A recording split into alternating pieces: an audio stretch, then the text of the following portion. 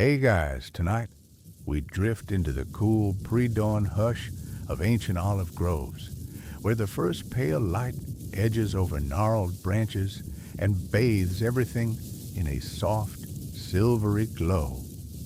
You tug your blanket tighter, though let's be real, you probably won't survive the pre-dawn chill without your morning coffee, while olive leaves whisper above you and distant birds tweet the world awake. Imagine dew collecting on your fingers like tiny beads of liquid clarity, and you're already plotting how to monetize this serene vibe for your next morning routine reel. So before you get comfortable, take a moment to like the video and subscribe, but only if you genuinely enjoy what I do here. Drop your local location and current time in the comments, so I know whether you're watching this under streetlights, sunrise skies, or in the middle of your midnight snack raid. Now dim the lights, maybe turn on a fan for that soft background hum, and let's ease into tonight's journey together.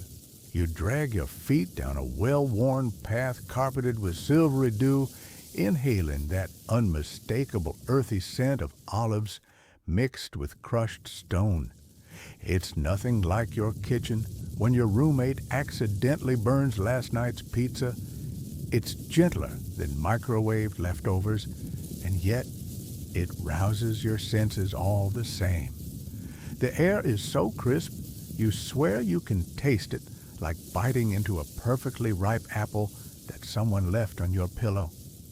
A soft breeze rustles the leaves overhead, reminding you of the gentle hum of an ancient scroll unrolling. Except scrolls don't come with YouTube comments, and that's probably for the best. You might be tempted to compare this to standing in line for a cappuccino.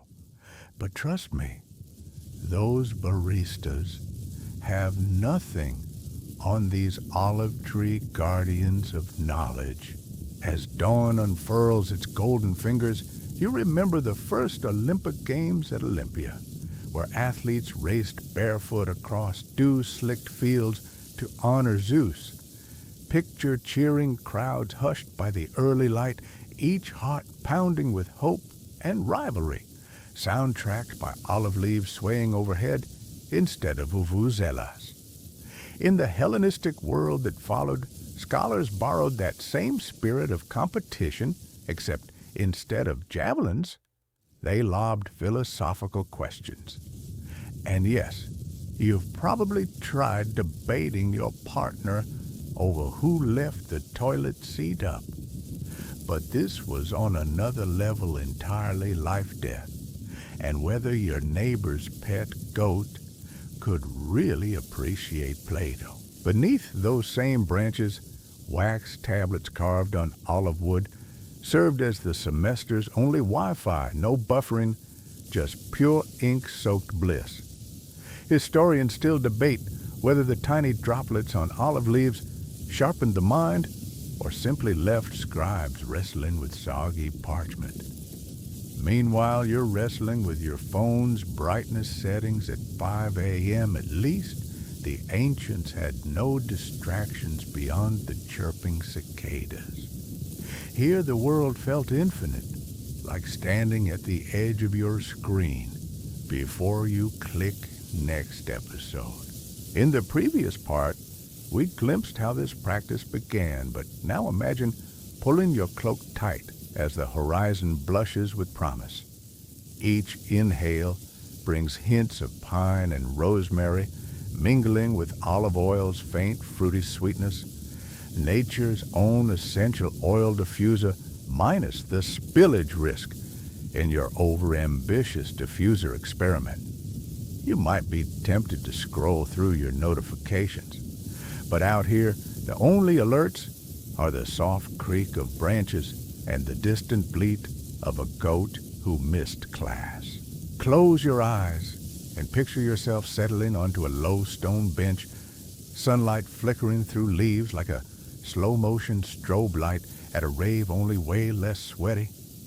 You lean forward, toes curling against cool flagstones, and for a heartbeat, the world narrows to this you, a scroll in hand and a grove that's been whispering wisdom for centuries. So breathe in deep, let the ancient calm wash over you, and get ready, because tomorrow morning you might not survive the shock of your alarm, but tonight these olive trees will cradle you until the sun fully wakes. As the pale light climbs higher, you wander deeper beneath the olive boughs, drawn by the echo of animated voices that remind you of your group chat blow-ups. Except here, the debate is over the nature of virtue, rather than which meme is peak comedy. You sidle up to a rough-hewn stone bench, the kind that leaves little surprise stains from centuries of student-robed bottoms, and you settle in toes, brushing dew-wet grass. The air feels electric like that moment before your Wi-Fi connects, but infinitely more rewarding when it does, because instead of buffering cat videos, you're about to witness the dawn of philosophy itself. You inhale the warm scent of crushed olives and damp earth, a fragrance you'd never find bottled in a hipster candle shop. And you let your mind drift to promises of intellectual caffeine far stronger than any espresso shot your barista could muster. Around you, a circle of earnest figures in simple tunics gesture wildly, tossing arguments back and forth with the energy of kids arguing over who stole whose Pokemon card. Except these guys are arguing ethics, justice, and the ideal state. At the center stands Socrates, yeah, that guy who drank hemlock at his own trial and somehow makes existential crisis sound like a fun weekend activity.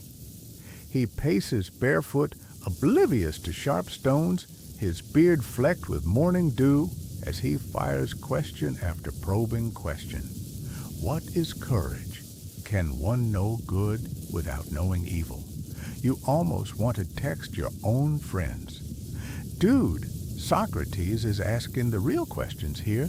Historians still debate whether he ever actually presented any answers or just enjoyed watching his students' minds twist themselves into pretzels. Off to one side, Plato sits scribbling on a wax-covered tablet carved from olive wood, an early version of your note-taking app, only far less user-friendly and prone to smudging if a rogue olive leaf lands too close.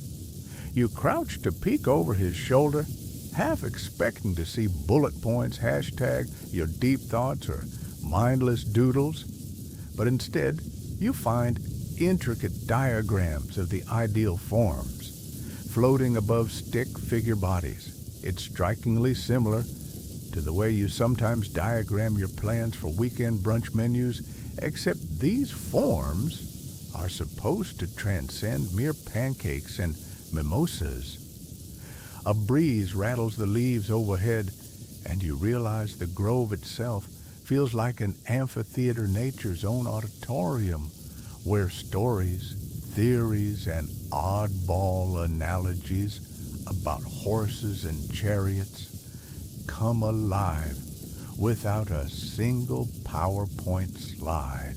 Legend says that Plato's academy began right here among the olives, though more likely it started in a nearby grove named Academus, which a local philanthropist donated to scholars thirsty for open-air instruction. You imagine a sign reading Wi-Fi free zone for deeper thinking, and you feel strangely at ease without a single notification pinging in your pocket. Nearby, a student offers Socrates a cup of diluted wine, part hydration, part social lubricant, to ease the flow of ideas. You sip a drop yourself, noticing the tang of grapes warmed by the first sun rays, and it lands on your tongue like a promise of epiphanies to come. In your kitchen, wine is for Friday nights. Here, it's morning fuel for the mind, and you half expect it to cure hangovers you never had. A sudden burst of laughter rings out as Socrates highlights an apprentice who claimed that the sun's rise was a cosmic sign of moral awakening. The disciple's face flushes like someone caught lip-syncing at karaoke night, and a young woman seated nearby stifles a giggle behind her hand. You grin too, nothing bonds people, like the gentle roasting of grand ideas. Yet beneath the mirth lies a fierce desire. Each seeker wants to be first to nail an answer, to unlock wisdom before the olives finish ripening. You think about the competitions on your favorite trivia apps where strangers battle for points. Here, the stakes feel higher, if only because the prize is a clearer mind rather than a fleeting badge icon. Suddenly, someone unfurls a freshly painted scroll depicting Socrates' most famous encounter with an Athenian public official, a tale of a man who claimed knowledge but flunked under Socratic questioning. You lean in, noticing the imperfect brushstrokes and a curious olive leaf watermark at the corner, probably the artist's signature. It's a strange fact, but pop quiz lovers like you would appreciate that these scholars sometimes left hidden messages in leaf patterns, a secret code that only the initiated could decipher. Historians still debate whether those markings were intentional or just the after effect of dancing leaves in the breeze, but you're pretty sure they make for a killer Easter egg in any ancient conspiracy thriller. As the debate shifts toward Plato's vision of an ideal city-state, a place with philosopher kings and rigid social classes, you brush a stray leaf from your leg and chuckle. Philosopher kings sound like influencers, but with more toga adjustments and fewer sponsored posts. You imagine an Instagram live where Plato streams his lecture, swipe up to join the dialectic session. The Grove resonates with discussion of women in leadership roles, radical talk for the era, while Socrates nods as though he knew the topic was coming. You feel the morning sun fully awaken, now warming your shoulders, and you realize the conversation might continue all day if the olives agree. Without warning, the session ends as Socrates raises both arms in a graceful stretch, an early version of the okay, wrap it up gesture at team meetings. Students stand brush off grass and form smaller clusters, eager to keep talking. You linger at the fringe, soaking in the lingering echoes of questions that could spin your brain like a record on repeat. Just for a moment, you consider grabbing your phone, snapping a selfie with the bearded philosopher, and posting it with Dashastra's scholar goals. But something holds you back.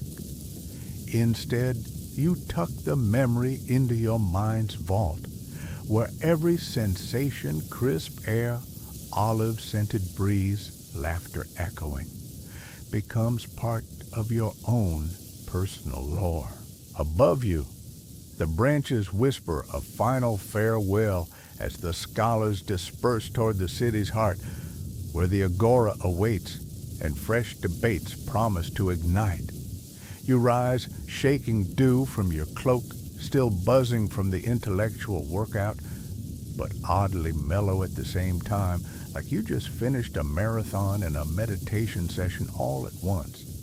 As you walk away, you catch a glimpse of the grove bathed in full light, and you swear you can hear a soft chuckle carried on the breeze as if the olives themselves would applaud.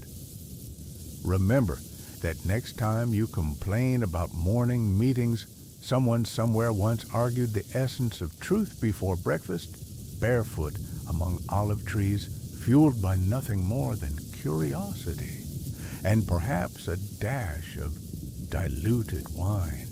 You settle onto a sun-warmed stone slab and let your gaze drift up into the knotted canopy of olive branches overhead.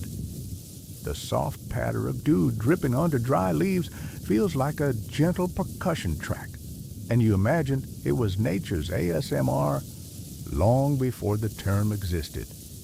These trees aren't just background decoration, they're living symbols woven into the very fabric of Hellenistic life.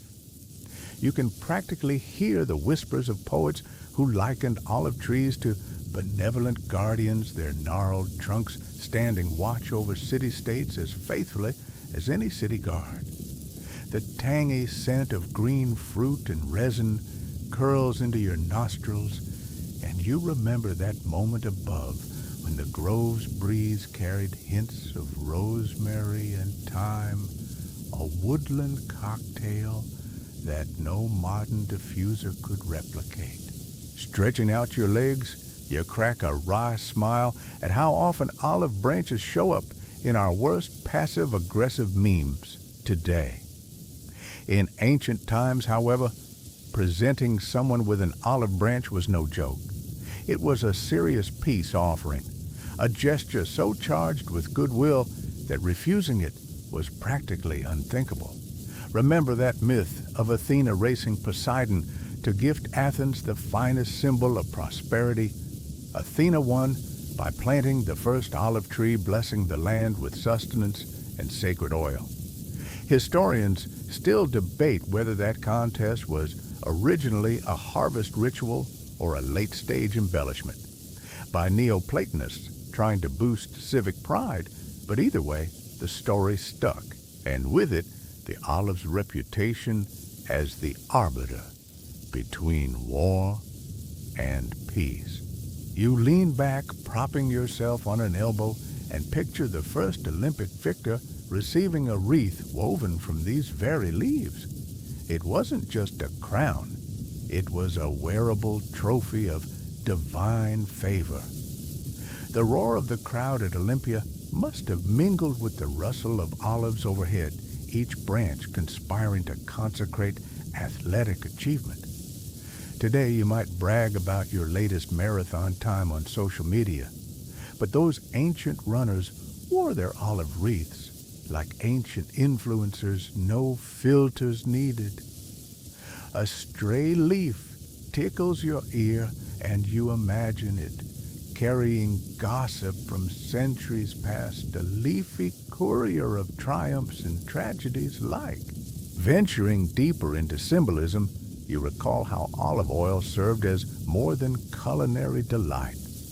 It was the original antiseptic hair conditioner and even currency in some parts. Strange fact, some Hellenistic physicians recommended rubbing oil on your teeth to strengthen enamel, while poets swore by nightly facial massages with oil to preserve youthful glow. It sounds like a modern beauty guru's gimmick, yet here you are surrounded by the very resource that sparked those early wellness trends. You squeeze a drop of oil between your fingers. If only you had a makeshift mic, you'd record that squelch for your next sustainable skincare vlog.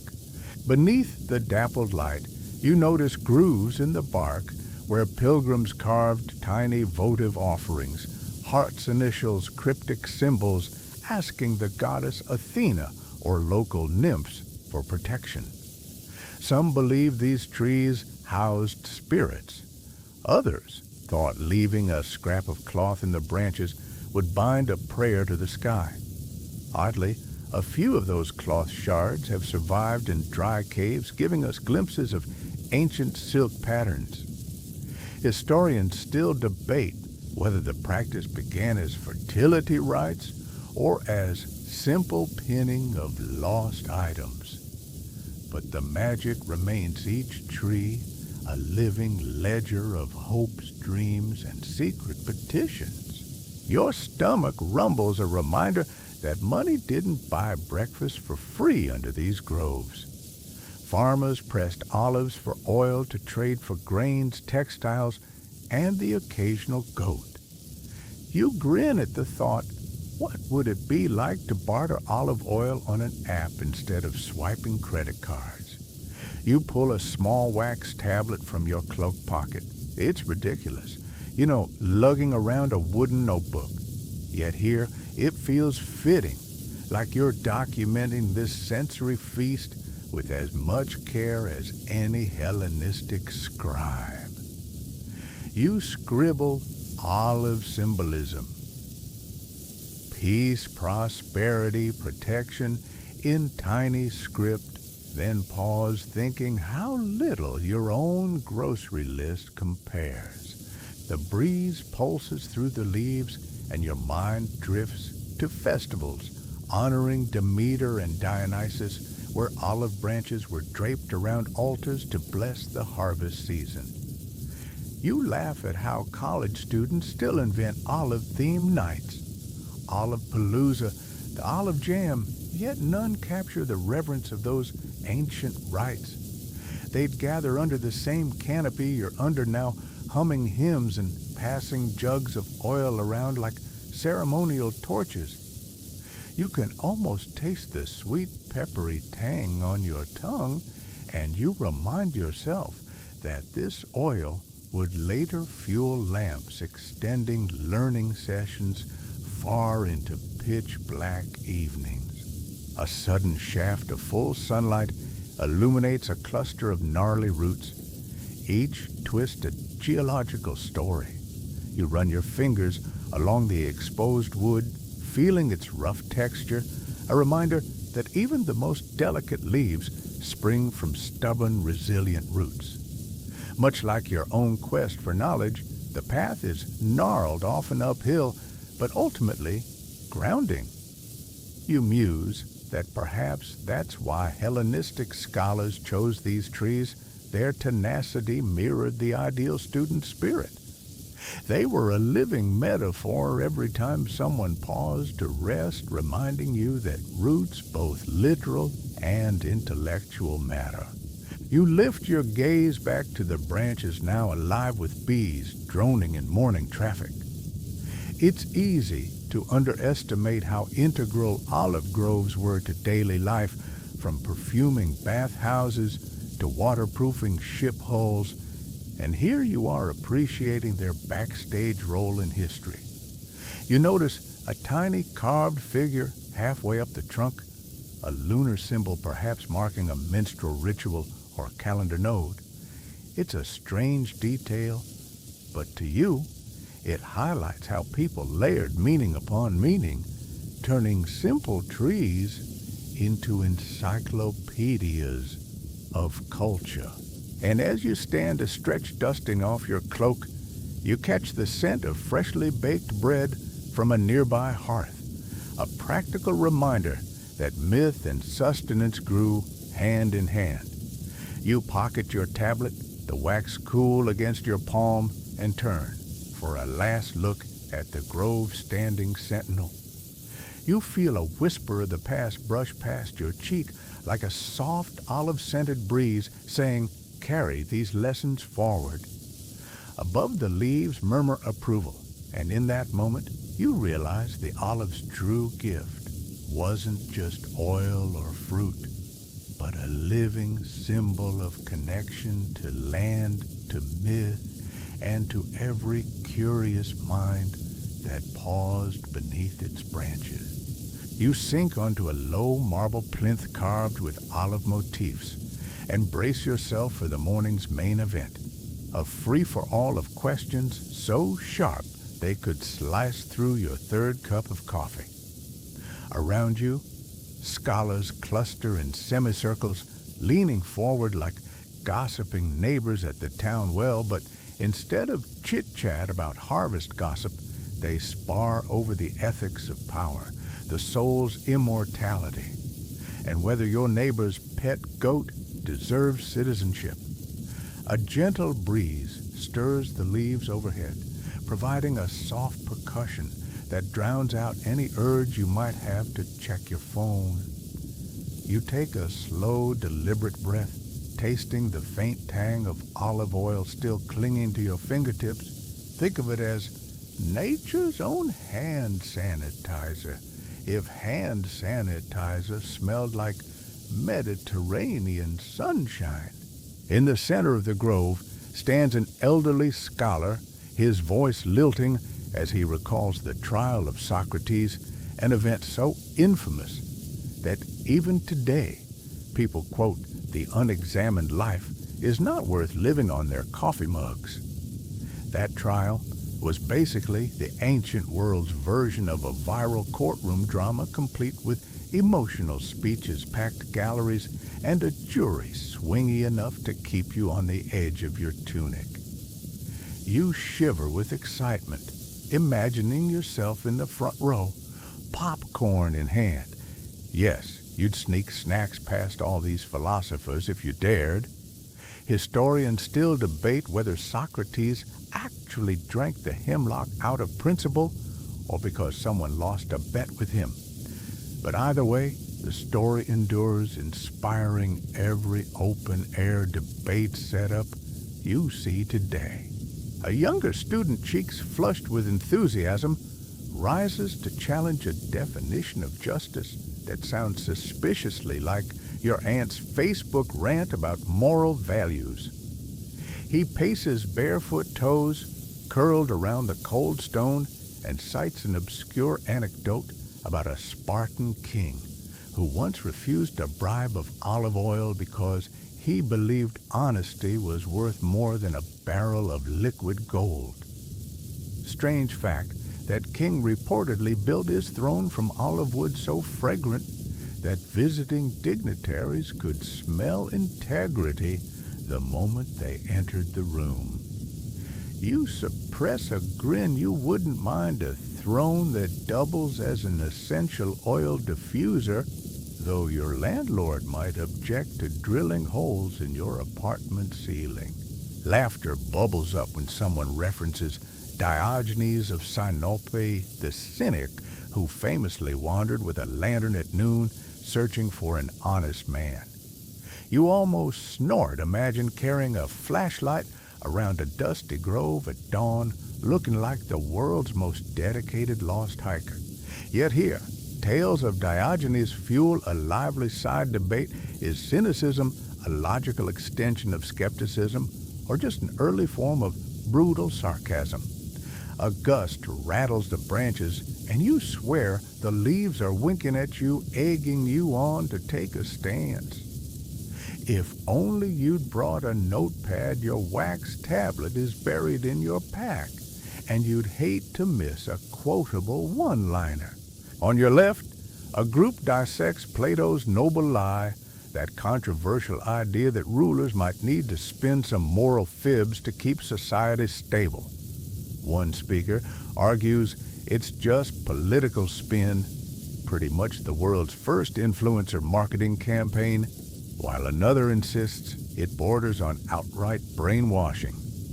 You lean forward, imagining modern politicians delivering noble lie tweets with olive leaf emojis attached. It's a thought both amusing and mildly terrifying. Would that go viral or end in an epic social media meltdown? The grove itself seems to hold its breath, leaves frozen mid-rustle, as if waiting to cast the final vote. Across the circle, someone pulls an olive branch from their wreath and taps it against their tunic, punctuating each point like a conductor's baton. The branch quivers, sending a rain of tiny leaves fluttering down nature's confetti for an intellectual celebration. You count the fluttering fragments, half expecting a sponsor shout-out. This debate is brought to you by Extra Virgin. Instead, you're hit by the smell of fresh earth mingled with olive resin, and you realize these trees have been silent witnesses to centuries of mind-bending arguments. You slide a hand along the plinth's cool surface, absorbing its smooth contours and wondering how many heated words have echoed off this very stone. A quieter voice, then steers the conversation toward Aristotle's golden mean, that sweet spot between excess and deficiency. Someone cracks a joke about diet culture moderation in all things, except cheese, and the circle erupts in chuckles. Cheese wasn't part of the original Olive Grove curriculum, but hey, food analogies have always made heavy topics more digestible. You imagine Aristotle himself nibbling on feta while drafting his ethics treatise olives and cheese in perfect harmony, and you inwardly commend his taste buds.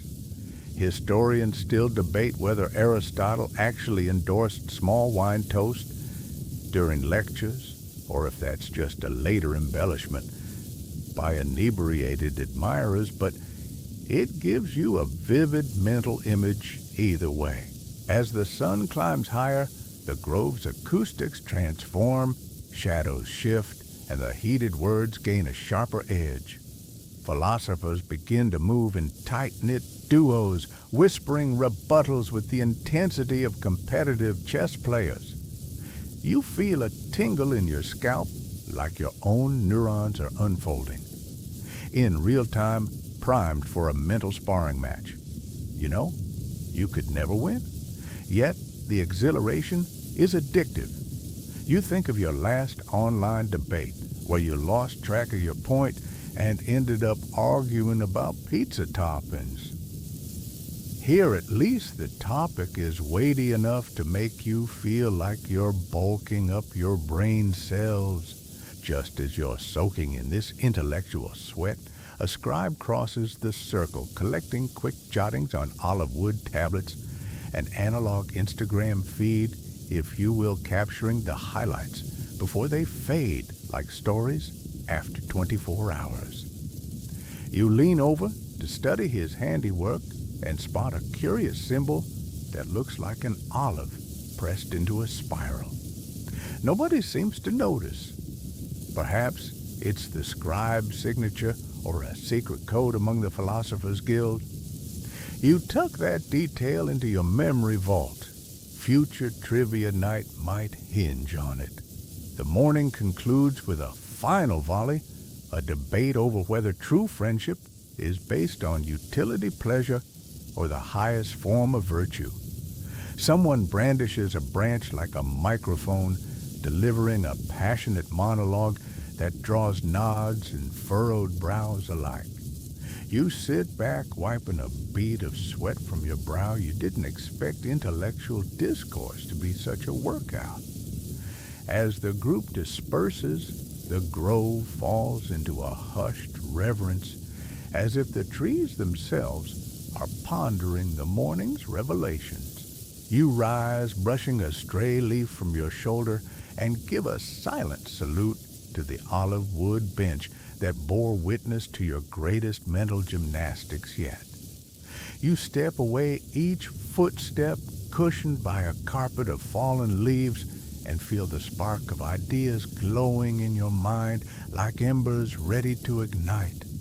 Remember that when your morning alarm jolts you awake and you stumble bleary-eyed toward your coffee maker, know that somewhere centuries ago, scholars debated the nature of virtue before the first rooster crowed barefoot beneath olive boughs, fueled by nothing more than profound curiosity and a dash of early morning wine.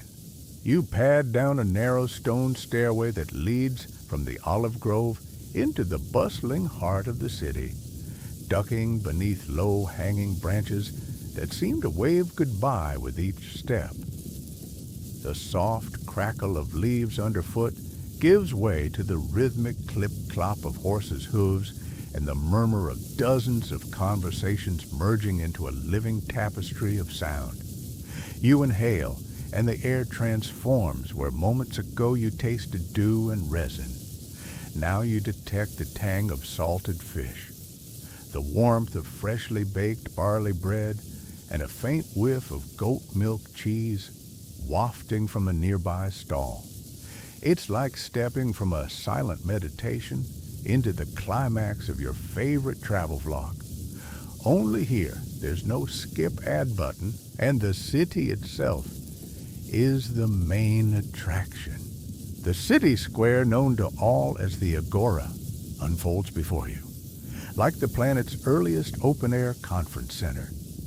Ancient columns rise around a rectangular courtyard paved with smooth marble slabs worn shiny by centuries of sandals. Merchants in brightly dyed tunics hawk wares ranging from bronze arrowheads to spindly glass perfume bottles that glint in the mid-morning sun. You jostle past a fishmonger lifting a slippery, silvery creature onto a scale, its gills flaring as if to protest your intrusion. You can practically feel the damp scales under your fingertips, and you remind yourself to resist the urge to Instagram this moment. It'd never capture the cool shock of fish market reality. Across the way, a circle of philosophers has reformed.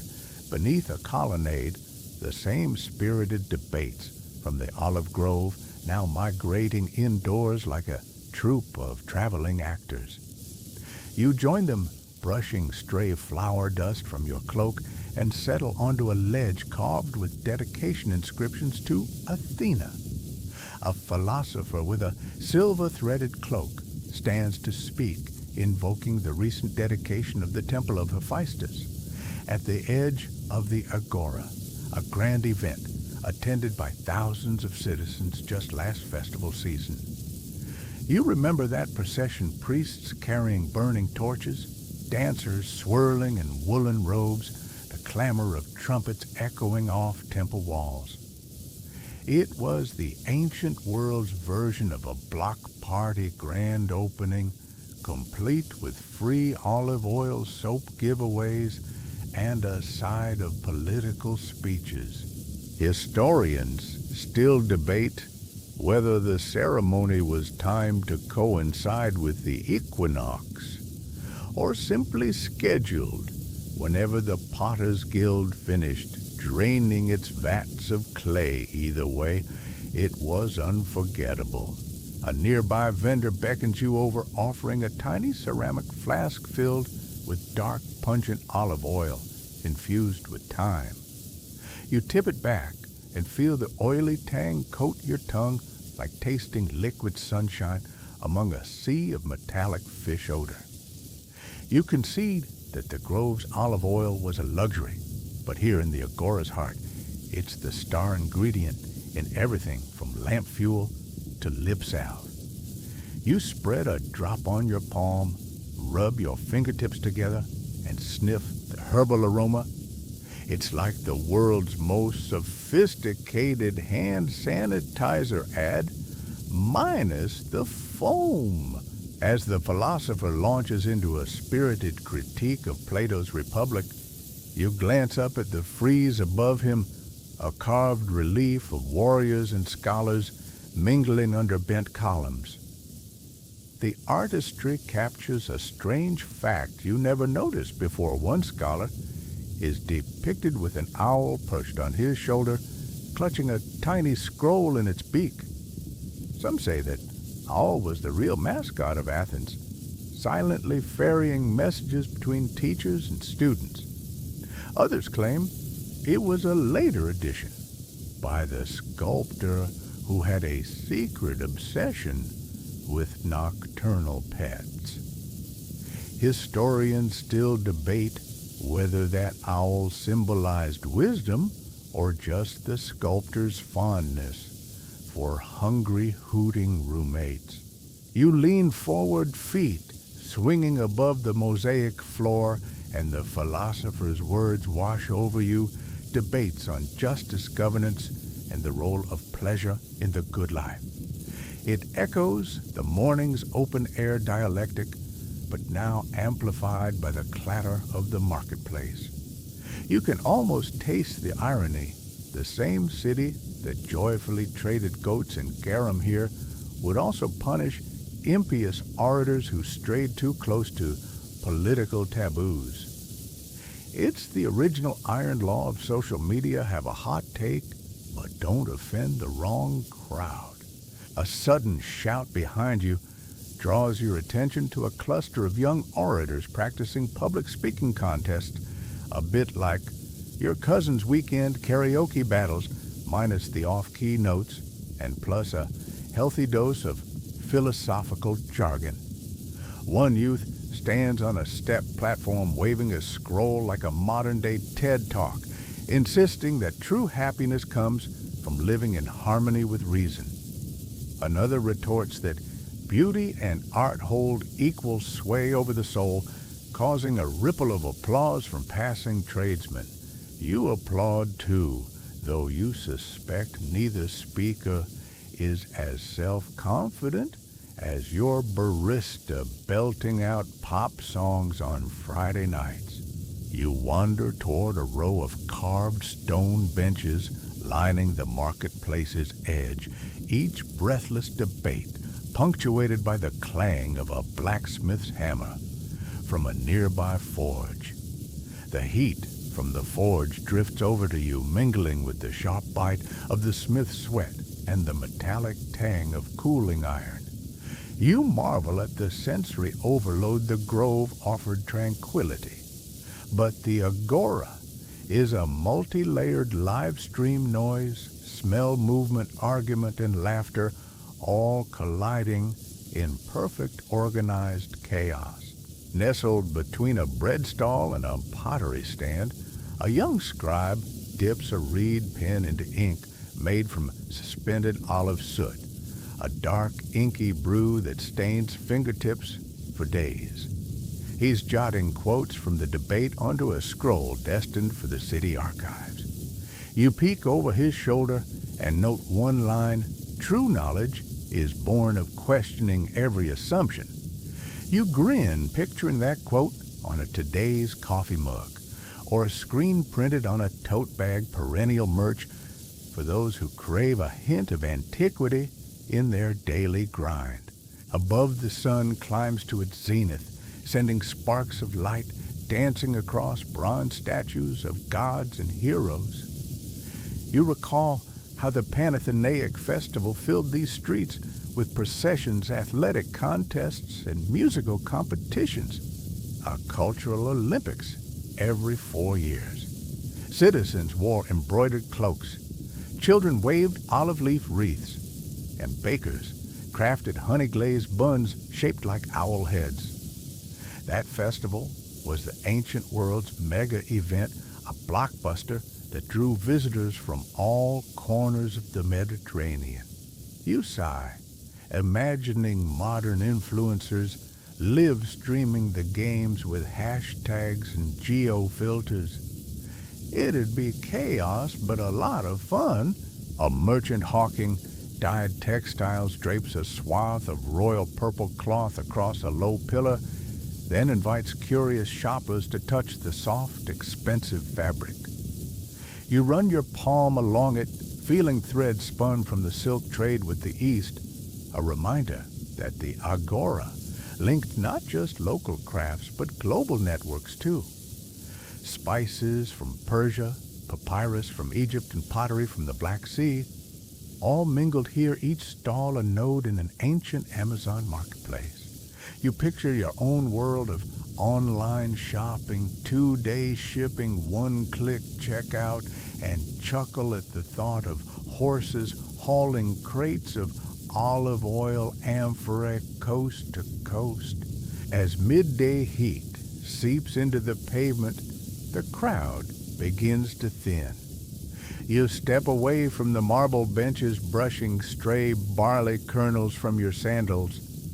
The philosophers disperse too, some retreating to lecture halls, others returning to the grove for afternoon discussions under filtered light.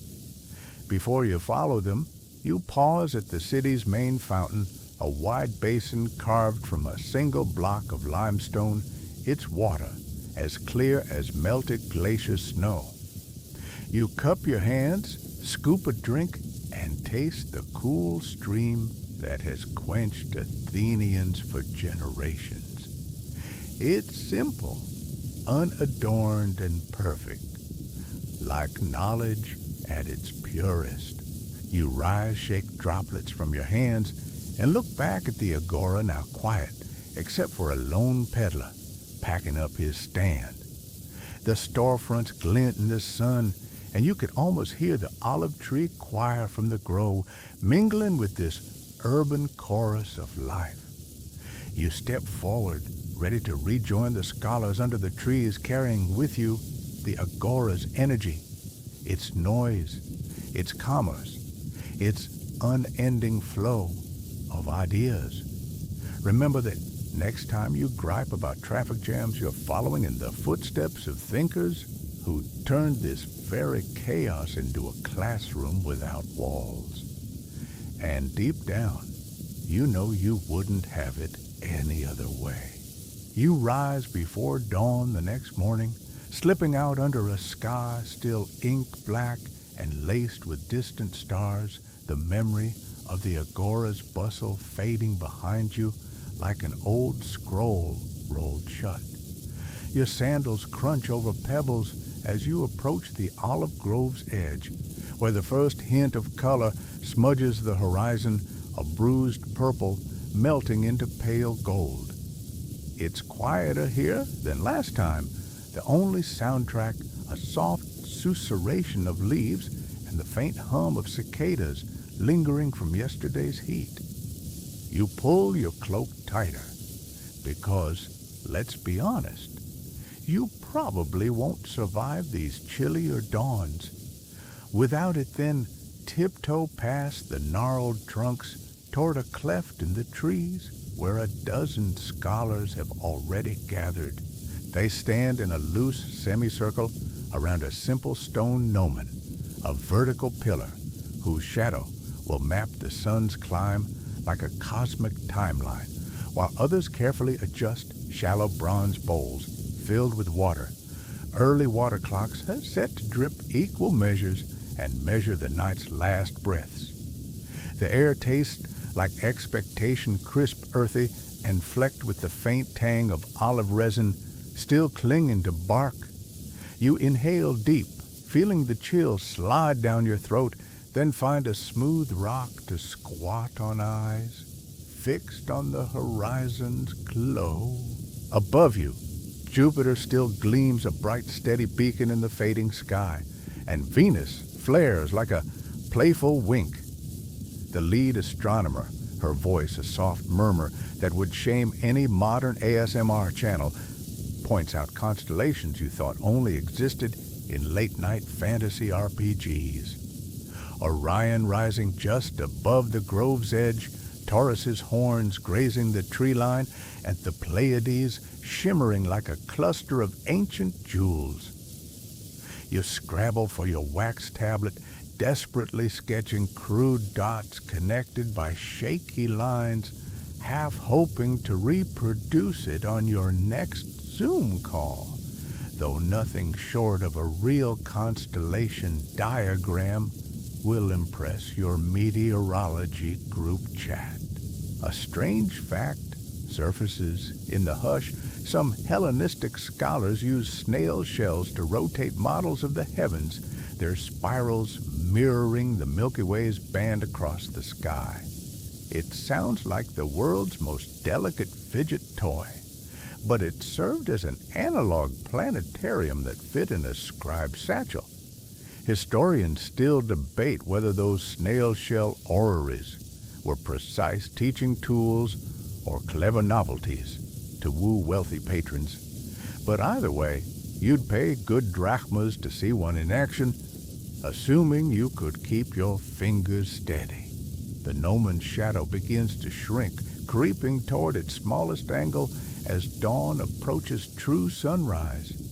You note how the wet grass underfoot glints like captured stardust, and you resist the urge to kneel down and roll around your social media image would suffer from hay-stained tunics. Another scholar consults a rudimentary star chart painted on olive wood planks, its surface dotted with tiny holes that match the major stars.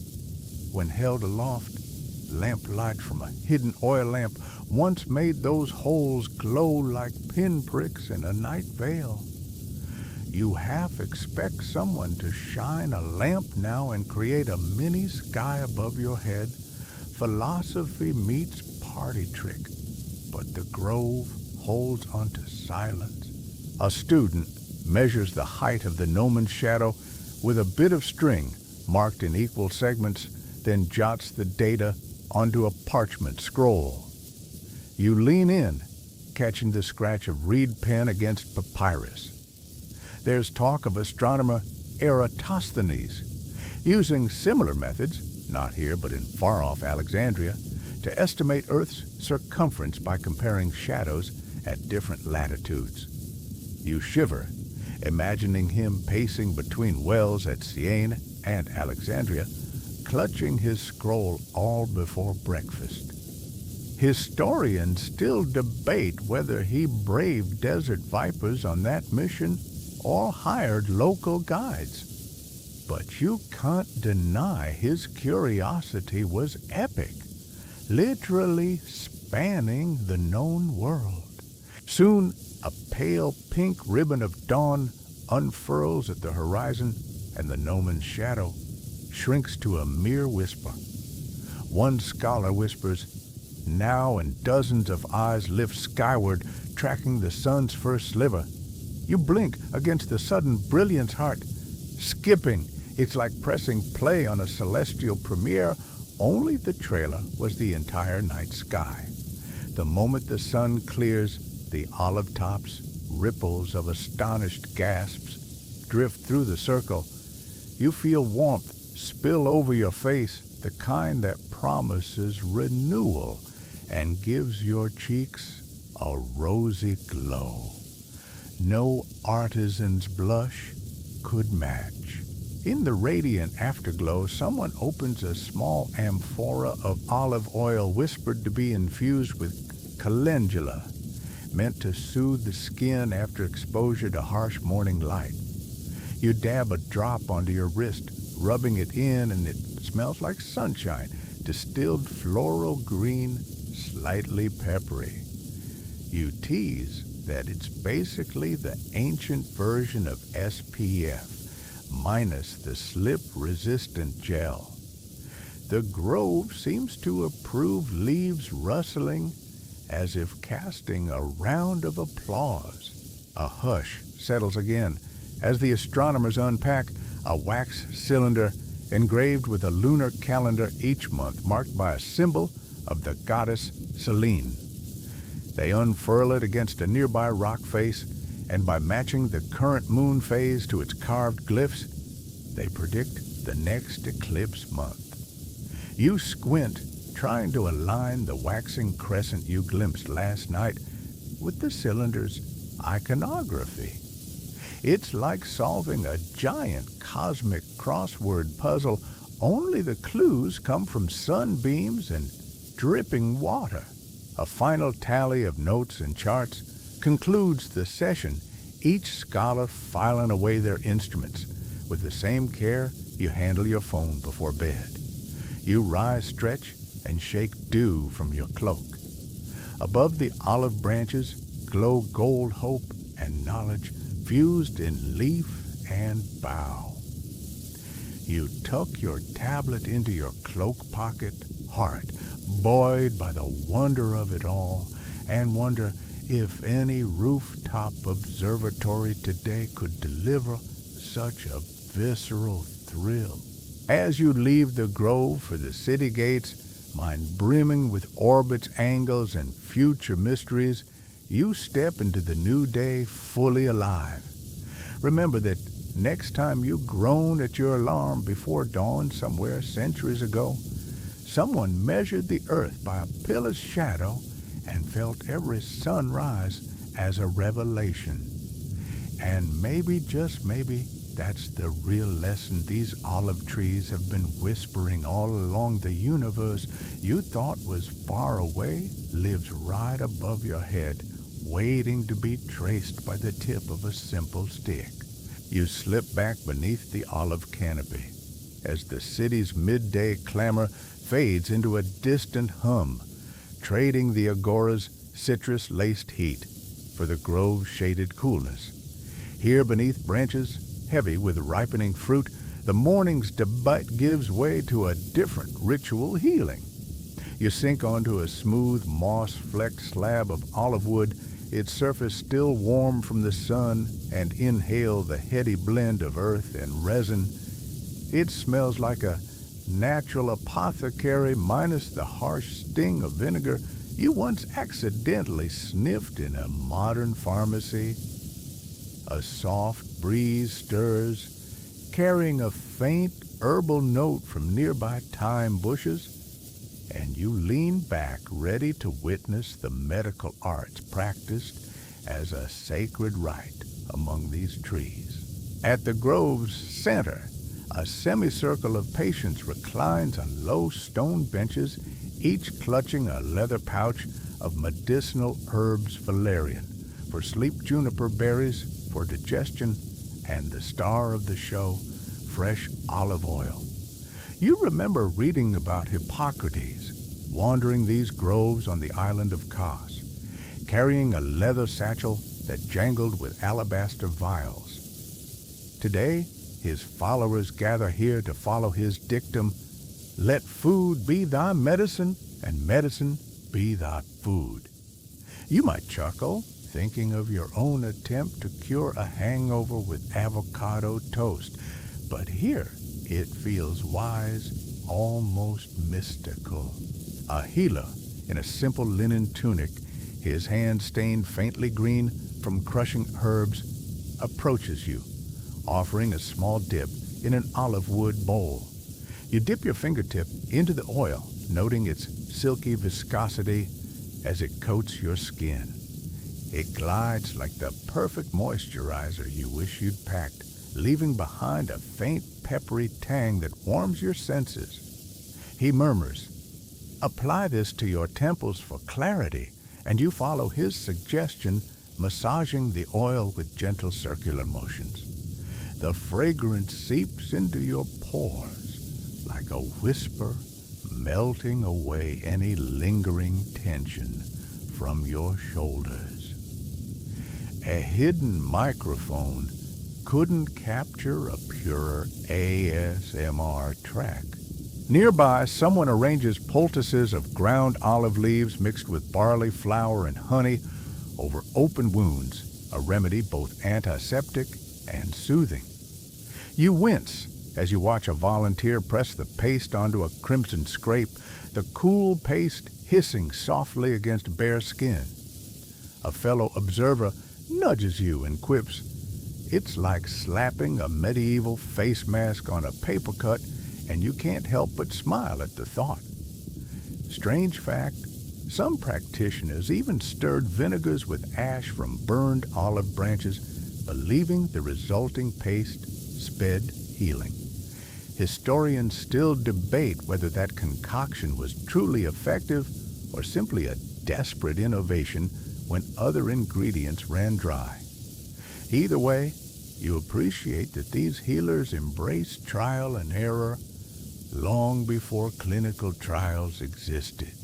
Off to one side, a small troop of assistants fans, a gentle crosswind with woven palm fronds dispersing the mingled scents of lavender and olive oil in soft waves. The breeze feels like nature's own diffuser, and you breathe deeply, savoring the complex perfume. Patients lean back, eyes half closed, letting the granular massage of crushed rosemary leaves slough away dead skin, a natural exfoliation that rivals your fanciest spa treatment.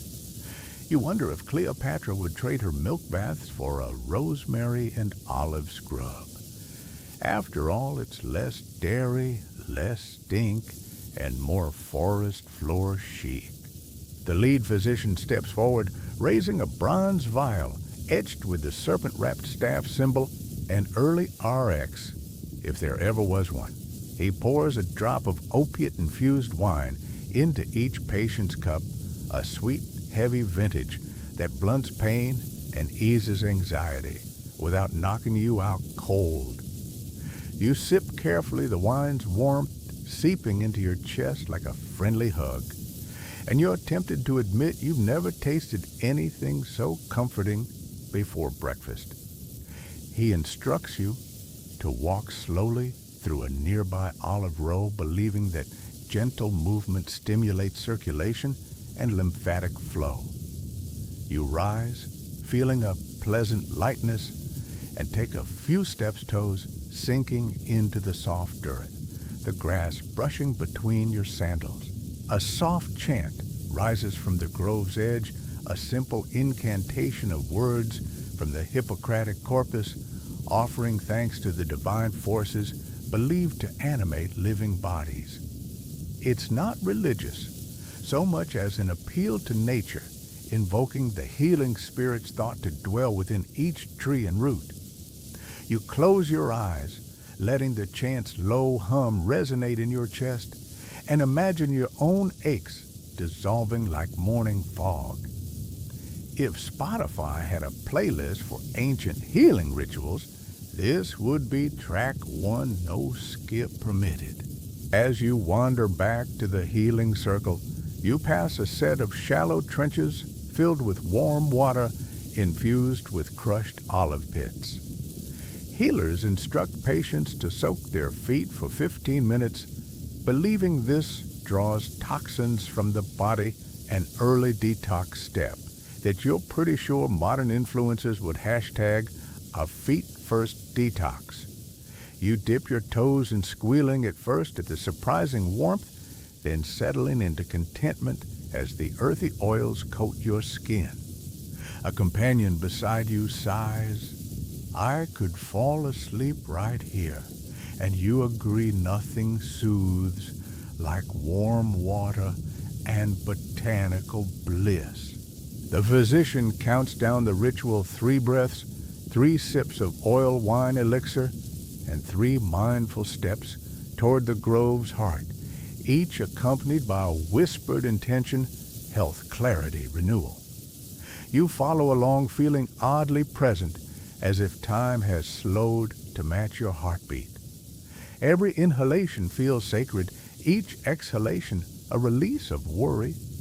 Above you, the olives glint in the sunlight like silent witnesses, their leaves nodding in approval. You recall that in some remote groves, healers draped garlands of olive leaves over recovering patients, believing it invoked the goddess's favor.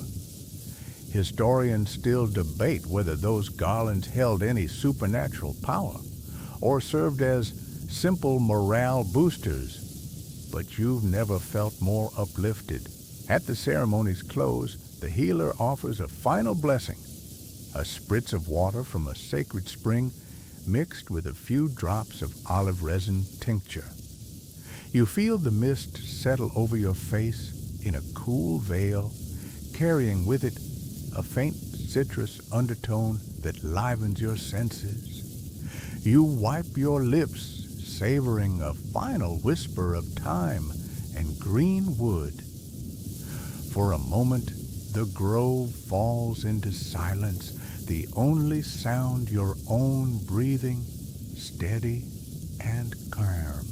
You rise, brushing stray herb fragments from your cloak, and tuck a sprig of rosemary behind your ear, a keepsake of the grove's healing magic. As you turn to leave, you feel a gentle tingle in your palms, as if the olive trees have transferred a bit of their vitality into you. You slip back onto the path leading to the Agora mind, buoyed by newfound ease, heart light, with gratitude. Remember that the next time you pop an aspirin somewhere beneath these olives centuries ago, someone discovered that medicine could grow from simple trees, blending science, nature, and a touch of ritual into a cure far richer than any pill. You slip back beneath the olive canopy just as the sun's rays filter through the leaves in golden ribbons, settling into a clearing where woven mats and low stools await your return. The hush here is different. Less anticipatory debate, more reverent calm, like tiptoeing into a hushed gallery before an unveiling. Ahead, a semicircle of leather-bound scrolls lies arranged on olive wood lecterns, their papyrus pages curling softly at the edges. You sink onto a cushion and let your fingers brush against the coarse weave of the mat, feeling a subtle vibration as nearby bees hum through the honeyed afternoon air. It's the perfect stage for morning's most cherished ritual literary recitations under living branches. A bard emerges cloak brushing dewy grass, carrying an ivory box of reed pens and ink made from crushed olives.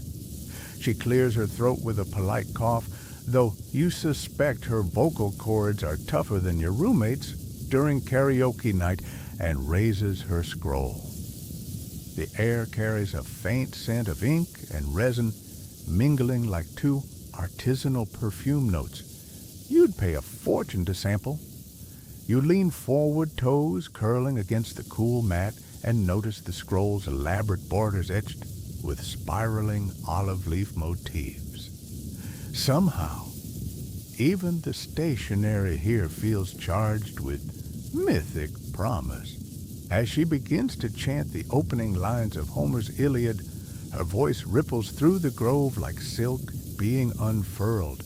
You hear each syllable roll off her tongue in perfect meter, sing, O goddess, the anger of Achilles, and you're transported to a world of bronze armor and thunderous chariots.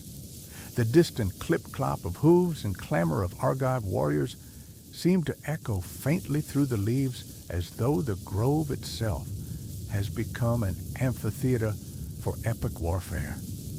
You close your eyes, picturing Achilles striding across a dawn-lit plain shield, glinting in the new light, then snap back as a breeze stirs, scattering olive petals like confetti. Today's recitation echoes the grand poetic competitions held during the Panathenaic Festival in Athens, where bards once vied for laurels woven from olive branches. That festival was the ancient world's version of a headline music festival, complete with prize money, standing ovations, and the occasional scandal when a rival accused a poet of copying lines. You almost expect someone to shout encore as the bard pauses for breath. But instead, the grove remains respectfully silent, save for the rustle of leaves and the occasional chirp of a cicada. It's a communal hush that you've come to crave more than any live stream. Midway through her performance, she switches to a fragment of Sappho's love poetry, the delicate verses drifting like petals on water. You're struck by how sunlight dances across her scroll, illuminating individual letters like tiny beacons. A wisp of time drifts from a nearby bush and mingles with the honeyed sweetness of ingested beeswax seals, reminding you of earlier scenes where healers infused oil with herbs. It occurs to you that oil isn't just for medicine or lamp fuel here. It's ink's secret ingredient, lending a slight sheen to the scribe's work. Historians still debate whether Hellenistic poets brushed their papyrus with olive oil to preserve it, or simply to show off their calligraphy skills. A strange fact ripples through the audience when you notice the bard's lyre tucked at her side, its strings coated in a thin film of resin to keep them from slipping as her fingers glide along taut gut. Some performers believe the olive sap varnish lent an ethereal warmth to each note, like the plain textured comfort of your favorite worn-in sweatshirt, turned up to concert volume. You half expect her to pluck a chord between verses, but instead She lets the words stand alone, her clear voice carrying melody in itself. Below you, the mat feels warmer now, as if each word released a ripple of heat from the earth. You recall earlier mornings when heated debates crackled through the grove, questions of virtue, the cosmos, and early medical cures. Yet here, the power of a single recited line hushes every thought. You sink deeper into the sensory tapestry. The papyrus crackle the bird calls, woven into her cadence, the olive branches leaning in as if eager for each stanza. Each syllable lands like a pebble in still water, rippling outward to touch every mind present. You imagine writing this sensation into your own notes, but the moment demands presence, not transcription. Just as the bard nears the epic's climax, Achilles' rage unleashed on the battlefield, you feel your pulse quicken as though the grove itself is caught in suspense. You remember scenes of vast assemblies in Alexandria's famed library, where scholars once debated the authenticity of Homeric texts. Today's recitation feels like the living continuation of that ancient discourse, a communal act of remembrance and interpretation. You nibble on a small olive paste roll offered by an attendant, a simple snack spiced with marjoram, savoring its crumbly texture as though it were ambrosia.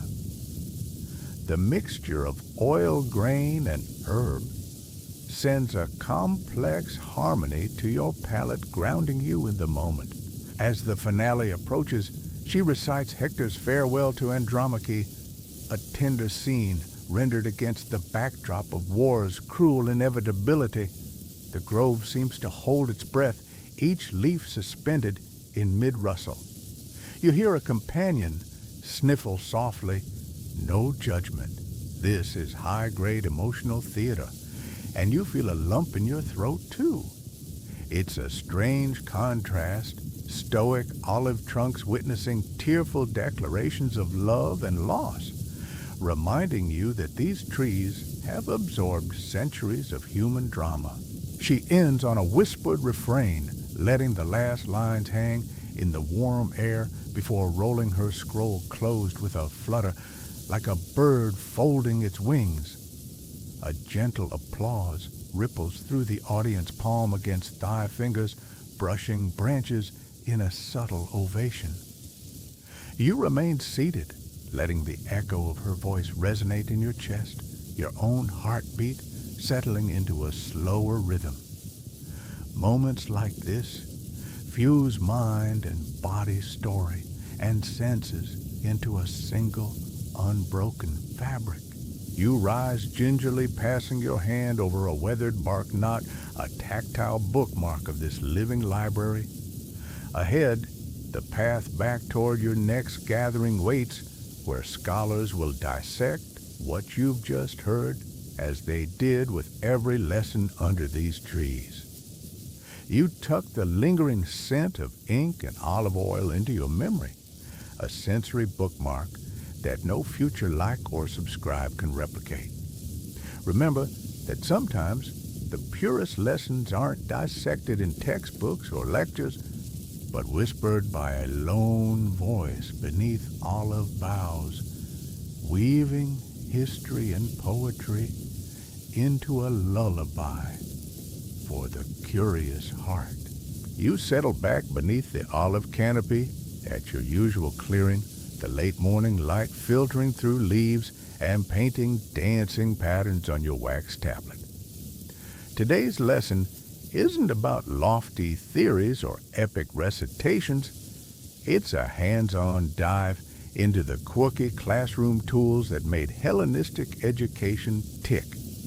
Imagine a modern tech expo, but instead of drones and VR headsets, you're surrounded by gadgets carved from wood, bone, and metal, each one a testament to human ingenuity, before Apple was even a glimmer in Eden's eye. First up, the star of the show, wax tablets bound together like a rustic notebook. You pick one up, its olive wood covers cool and lightly fragrant, and press your stylus into the soft beeswax surface, leaving a crisp, dark impression. It feels a bit like tapping out a quick note on your phone screen, only with a satisfying scratch that echoes in the hush. These tablets were the Hellenistic equivalent of sticky notes plastered all over your desk, reusable with a warm spatula or by simply smoothing out the wax. Historians still debate whether students preferred a heated rock to erase the surface or reused cold water to soften the wax. But either way, complaints about screen fatigue were certainly non-existent. Nearby, you spot an elegantly carved sundial, the speaking gnomon from yesterday's astronomy session, but miniaturized for portable use. It perches on a folding tripod, its bronze gnomon casting sharp shadows onto a circular face inscribed with hour lines.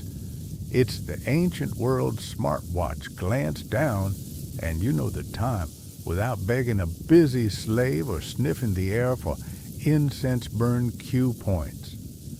You tap the edge of the sundial and whisper to your neighbor, "No battery required," which earns you a few amused glances from students comparing it to your ever-dying phone. On a low stone bench, an assistant unveils a series of mathematical rulers, wooden sticks inlaid with brass markings for calculating proportions, distances, and even simple trigonometric ratios. You hold one up, tracing its lines with your finger and marveling at how these analog tools once helped map out Warfleet formations or design the perfect amphitheater. It's like finding out your grandma's knitting needles were the precursor to 3D printers. Suddenly, the past seems far more high-tech than you gave it credit for. Then there's the water clock, or clepsydra, its tiered basins gradually emptying to mark the passage of time in class sessions. You lean over, hearing the soft drip-drip as water trickles from one vessel to the next, each drop a metronome for lectures. It's the original hourglass hack, minus the sands in awkward places, and scholars depended on it to ensure debates didn't veer into tomorrow. You can't help picturing a modern professor checking an app's countdown timer while here nature provides the soundtrack, water hitting bronze with a gentle plink. A curious contraption catches your eye, a tiny orrery of the sun, moon, and known planets, its arms fashioned from bone and ivory, and its base carved from a single olive wood block. You turn it by hand, watching the celestial bodies revolve in miniature, no batteries, no gears, stolen from your old grandfather clock, just pure craftsmanship.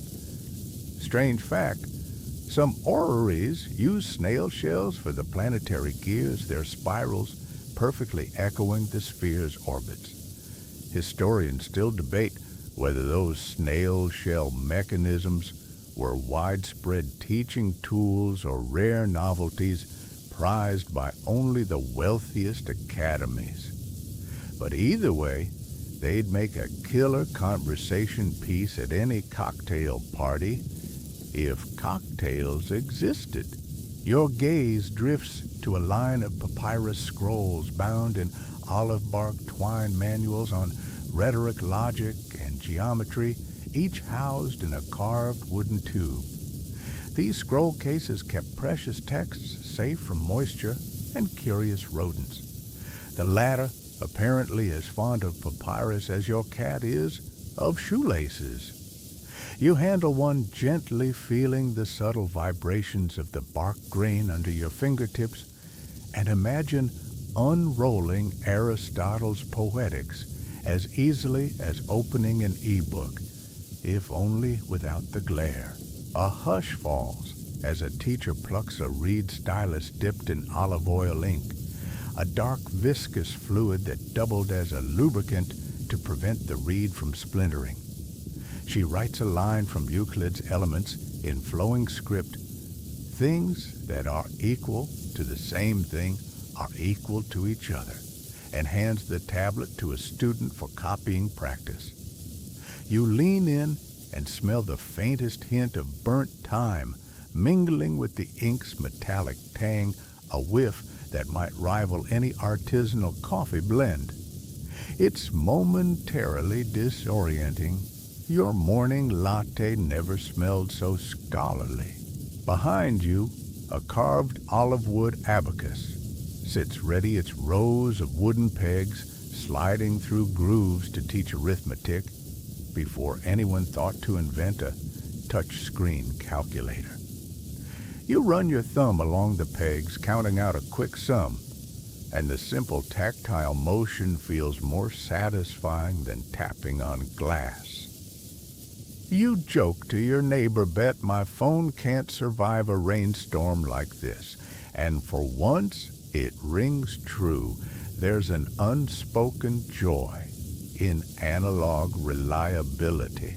As the sun drifts toward midday, the lesson winds down. You gather these tools: tablets, sundial, ruler, water clock, orrery, scroll case, and abacus into your satchel, each one a piece of the puzzle that turned groves into living classrooms. You stand and stretch, letting the grove's gentle hum seep into your bones.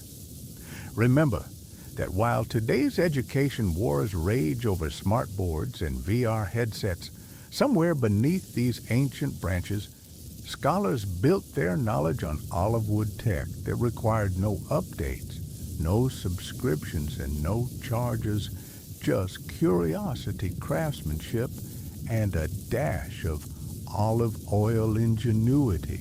You slip back into the familiar hush of the olive grove as morning light filters through the leaves like nature's stained glass. Ready for today's focus, the artful dance of debate etiquette? Imagine this as less of a shouting match and more of an ancient TED Talk, minus the stage lights, plus a few stubborn goats wandering in for ambiance. You settle onto a smooth olive wood bench toes, brushing dewy grass, and inhale that unmistakable blend of crushed leaves and warm resin. It less smells like teen spirit and more smells like stoic serenity. A perfect backdrop for learning the unspoken rules that made Hellenistic discourse both rigorous and strangely whimsical. The centerpiece of today's gathering is a reenactment of the inaugural debate at Aristotle's Lyceum, founded in 335 BCE, a landmark event where students and masters tested ideas under a canopy of olive branches, rather than inside lecture halls. You could almost see Aristotle himself pacing in his trademark sandals, gesturing like a barista explaining your complex latte order. The crowd stretched in neat semicircles around a raised platform of flagstones, each step deliberately set to ensure no one accidentally trod on a colleague's toga. This was the ancient world's version of a VIP area. You didn't get to jump the queue or heckle from the back row. Instead, you signaled your turn to speak by raising an olive leaf fan, and yes, they literally fanned themselves to quiet the chatter before launching into theories on ethics and aesthetics. You lean forward, remembering earlier segments where wax tablets encoded serious cosmology and medical cures. Here, etiquette was carved into the culture no less deeply. First rule, never interrupt a speaker mid-syllable. That barley-munching market vendor across the grove might blurt out a fish anecdote, but not here. You learned that the moment you cut someone off, you risked a stony glare strong enough to wilt a rose garland. A gentle rustle of leaves overhead reminds you of the hush that fell when philosophers laid down their arguments. The grove itself conspired to muffle stray whispers, turning the branches into living acoustic panels. It felt like being wrapped in a plush blanket of silence, minus the static cling. Next tone mattered almost as much as content. Debaters were expected to modulate their voices, no booming proclamations or droning monologues allowed. You'd match your volume to the morning breeze, speaking softly but clearly enough to carry across the circle. Think ASMR philosopher style, a whisper of therefore virtue lies, instead of a shout that could rupture eardrums. Historians still debate whether this was born from genuine reverence or an over-enthusiastic fear of ruffling toga collars. But either way, it's made every argument feel intimate, like a secret shared by the trees themselves. Then there was the matter of respectful address. You never called your opponent by name until they invited you to class hierarchy was alive and well even under olives. Instead, you'd say, esteemed colleague or most learned friend, patting your compliments like extra wool in your cloak. It was almost flattering. Imagine attending your next Zoom meeting and everyone prefaced every sentence with honored collaborator. You'd slip a most humble appreciator of your wisdom into your email sign-off just to spice things up. A stranger rule few know. Speakers had to chew a small sprig of dried olive leaves before addressing the crowd, believed to freshen breath and sharpen the mind. You take out your own tiny bundle, crumble it between your fingers, and chew tentatively. You might not last the entire session with minty fresh clarity, but you give it a shot. The bitter tang lingers on your tongue like a late-night snack you regret and celebrate simultaneously. Historians still debate whether chewing those leaves actually improved concentration or was simply a ritualistic holdover from earlier olive worship ceremonies. But you decide it's worth the potential gum workout. When it was your turn, you rose with measured poise, left foot forward, right foot back, like a slow-motion yoga pose, and made eye contact with each listener. Direct eye contact was a subtle power play. You weren't staring them down, more like gently coaxing them into your thought stream. You balanced on that olive wood bench until you felt both grounded and ascended, a paradox that would have puzzled any modern motivational speaker. A stray gust scattered a handful of fallen leaves across the platform, and for a heartbeat, you worried they'd bury your best point. But then you remembered this was nature's applause, a leafy confetti shower for a well-turned phrase.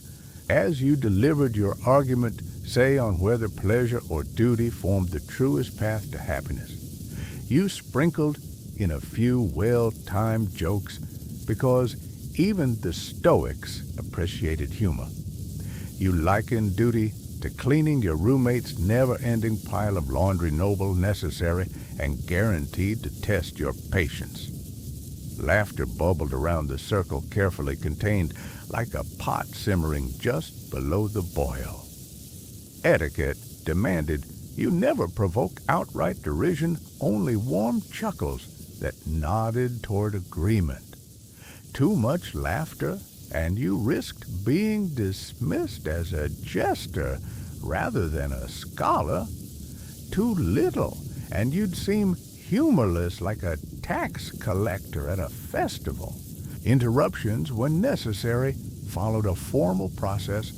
You tapped your olive leaf fan twice, waited for the current speaker to finish, then rose and said, "Pardon my intrusion, but I would offer." This ritualized interjection prevented anyone from hogging the floor or launching surprise ambush arguments. It feels more civilized than your last office meeting where Tim blurted out half-finished thoughts about the TPS reports like he was auditioning for a reality show. Here, every move was choreographed to maintain respect. Even amid fierce disagreement, a sudden breeze carried a stray scroll from a nearby column, and you caught it, smooth, papyrus-lined perfection.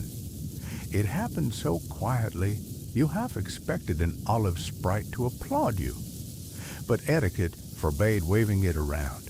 Instead, you placed it on a nearby stand and returned to your bench nodding as if nothing remarkable happened.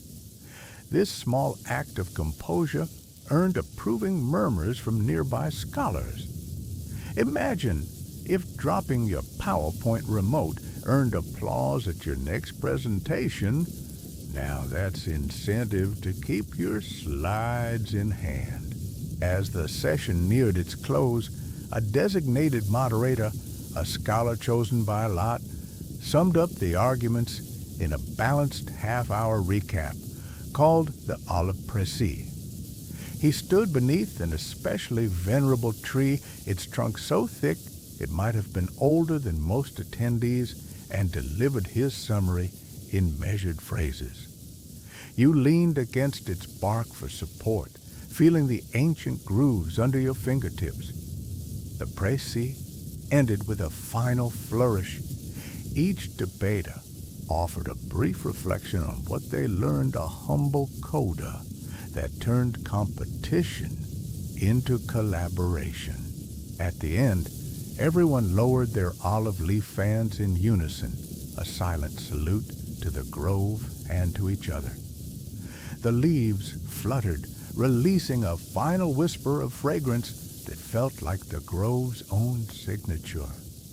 You tucked your fan into your cloak mind, humming with the morning's insights, and your mouth still tingling from those olive leaves.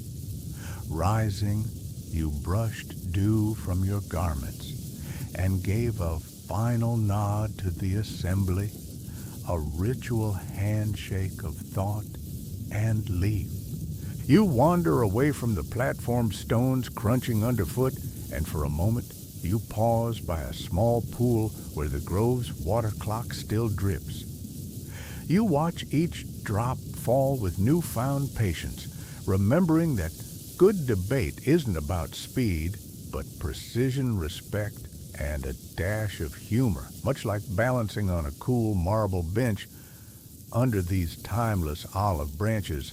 And as you step back into the grove's embrace, you realize you've mastered not just arguments, but the etiquette that turned every discussion into a graceful exchange of ideas. You slipped through the olive trunks at first light, the air still cool from the night, but fragrant with the promise of history in motion. Here, where dawn touches every leaf with a gentle gold, you follow in the boots of a different kind of conqueror, Alexander the Great. Imagine standing in his camp just before the Battle of Gaugamela, feeling the soft crunch of olive leaf litter under your sandals, hearing the distant murmur of soldiers sharpening spears, and tasting the tang of olive oil-laced porridge on your tongue. In those moments, Alexander wasn't just a warrior. He was an ambassador of Greek culture, planting the seeds of sunrise scholarship wherever his phalanx marched. Above you, the grove seems to hum with that same spirit. You recall how Alexander studied under Aristotle, trading parry and thrust sword drills for debates on virtue at the break of day. He is said to have summoned his generals to hold council beneath an ancient olive tree at dawn, where discussion flowed as freely as the amphorae of oil that lined the grove's edges. You might scoff at the idea, aren't kings supposed to sleep in? But here, in the hush before sunrise, you sense the method behind the monarch's madness. Fresh minds, clear skies, and the world literally at your fingertips. Historians still debate whether he favored that grove for its view of the horizon, or simply because the olives made a killer skincare potion after long marches. In the staggered glow of early light, you almost taste dust on the breeze, the fine grit of the Hellespont crossing, and the relentless sands of the Gedrosian desert. Yet beneath that grit lies the olive's resilience, grounding crushed stone and sweat in something fertile. Alexander famously refounded the city of Alexandria at the mouth of the Nile, planting olive saplings to shade scholars as they translated scrolls in the legendary library's reading rooms. You can almost see those scholars' quills in hand, pausing to catch a whiff of resin and ink as the first papyrus scrolls emerged from the east. That was the world's earliest study abroad program, delivered straight to your desk by trireme. You wander among imagined colonnades picturing lecture circles of Macedonian officers and Greek rhetoricians, each cupping amphorae of oil to sharpen their speeches. They debated tactics as much as philosophy, whether the oblique phalanx could outflank Darius's chariots, or if Plato's forms meant anything on the battlefield. You lean against a column carved with olive leaf reliefs, fingertips tracing grooves smoothed by centuries of curious hands. It feels like touching a live transcript of ambition itself. Somehow, that oil-slicked marble conveys more than words ever could. It's a tactile echo of the Macedonian campaigns that echoed Greek thought from Babylon to the Indus. Amid this intellectual storm, a strange fact emerges. Alexander's engineers once coated siege ladders in olive oil to repel enemy arrows, slick, slippery ladders that made defense a fish-out-of-water spectacle. You can't help but laugh at the mental image, ancient soldiers slipping and sliding like slapstick comedians under hot sun, yet it worked. That unconventional tactic underscored his flair for blending practical ingenuity with symbolic gestures. Oil meant life and wisdom, but here it also meant tactical advantage. Historians still debate whether this olive oil ruse occurred at Tyre or at the siege of Gaza. But either way, it speaks to the unexpected versatility of simple groves. You close your eyes, inhaling the grove's layered aromas, oil and earth, a faint undercurrent of dried figs traded from Persia, and a whisper of Greek incense burned for Apollo's favor. It merges into something almost holographic, like AR mixed reality, without the headset. Imagine Alexander's banner fluttering overhead, proclaiming unity across diverse peoples. His virality wasn't digital but human.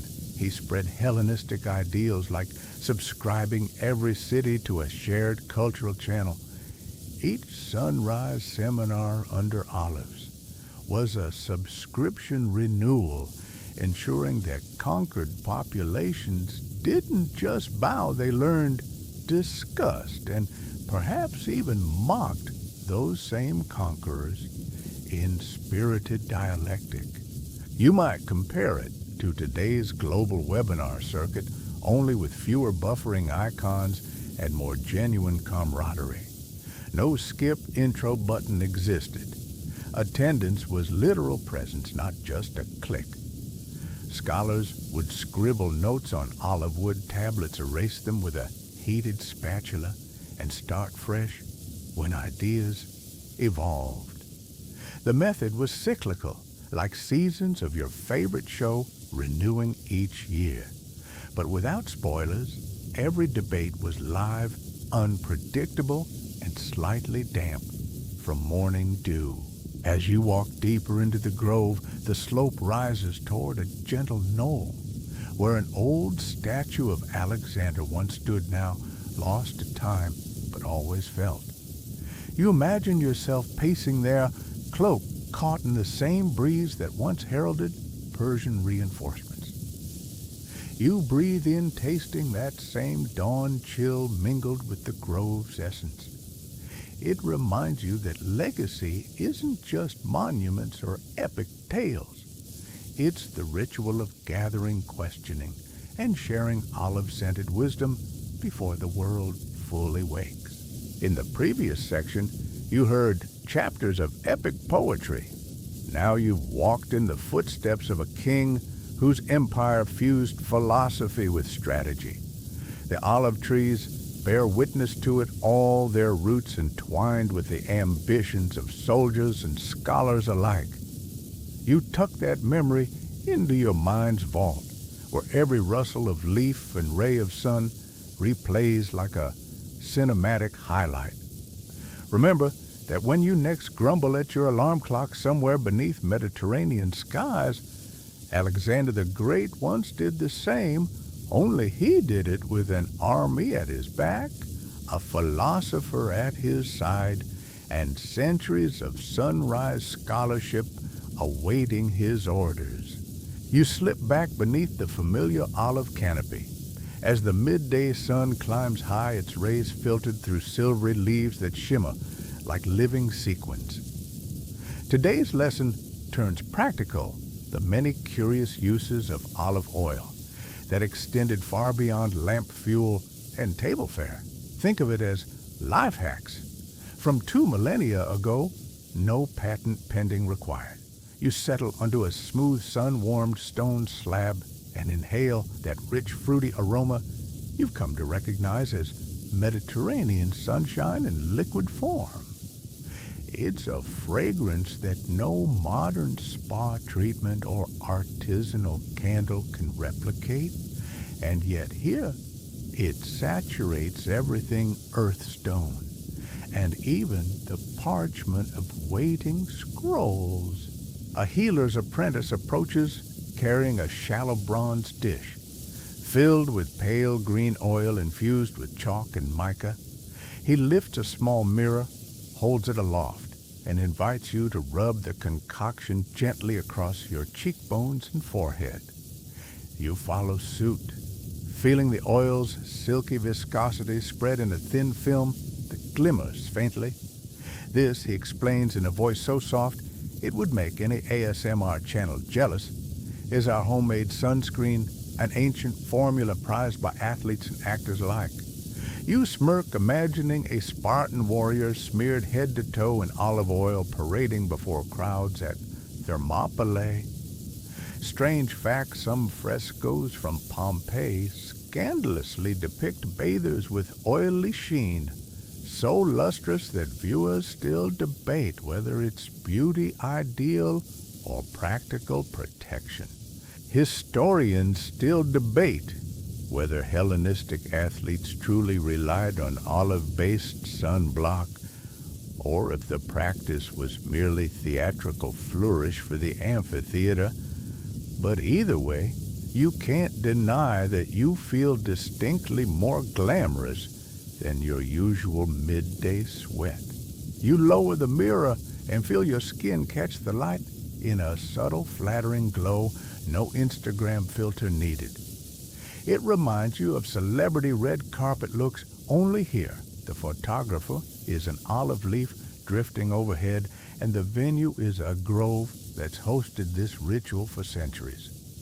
As you dab more oil on your nose, you realize that these scholars understood what your modern skincare guru preaches. Prevention beats cure. A stray drop slips to your collarbone, and you catch its scent of fresh fruit and damp stone. It's almost poetic olive oil, as armor against the sun's harsh gaze, and yet so nourishing you'd happily wear it even on a cloudy day. Nearby, a scribe dips his reed pen into an inkwell half filled with a darker, nearly black version of the same oil-crushed olives, charred in a kiln mixed with fine soot and gum resin. You lean in intrigued by that heady mix of smoky earth and sweet fruit and taste a tiny droplet on your fingertip. He gives you his blessing sacrilege in most modern archives. The flavor is unexpectedly savory, like the essence of olive wood smoke distilled and bottled. He scrawls a flourish on a blank scroll, a precise Greek omega, glowing against the pale papyrus, the oil ink's lustrous sheen, rendering each stroke almost three-dimensional.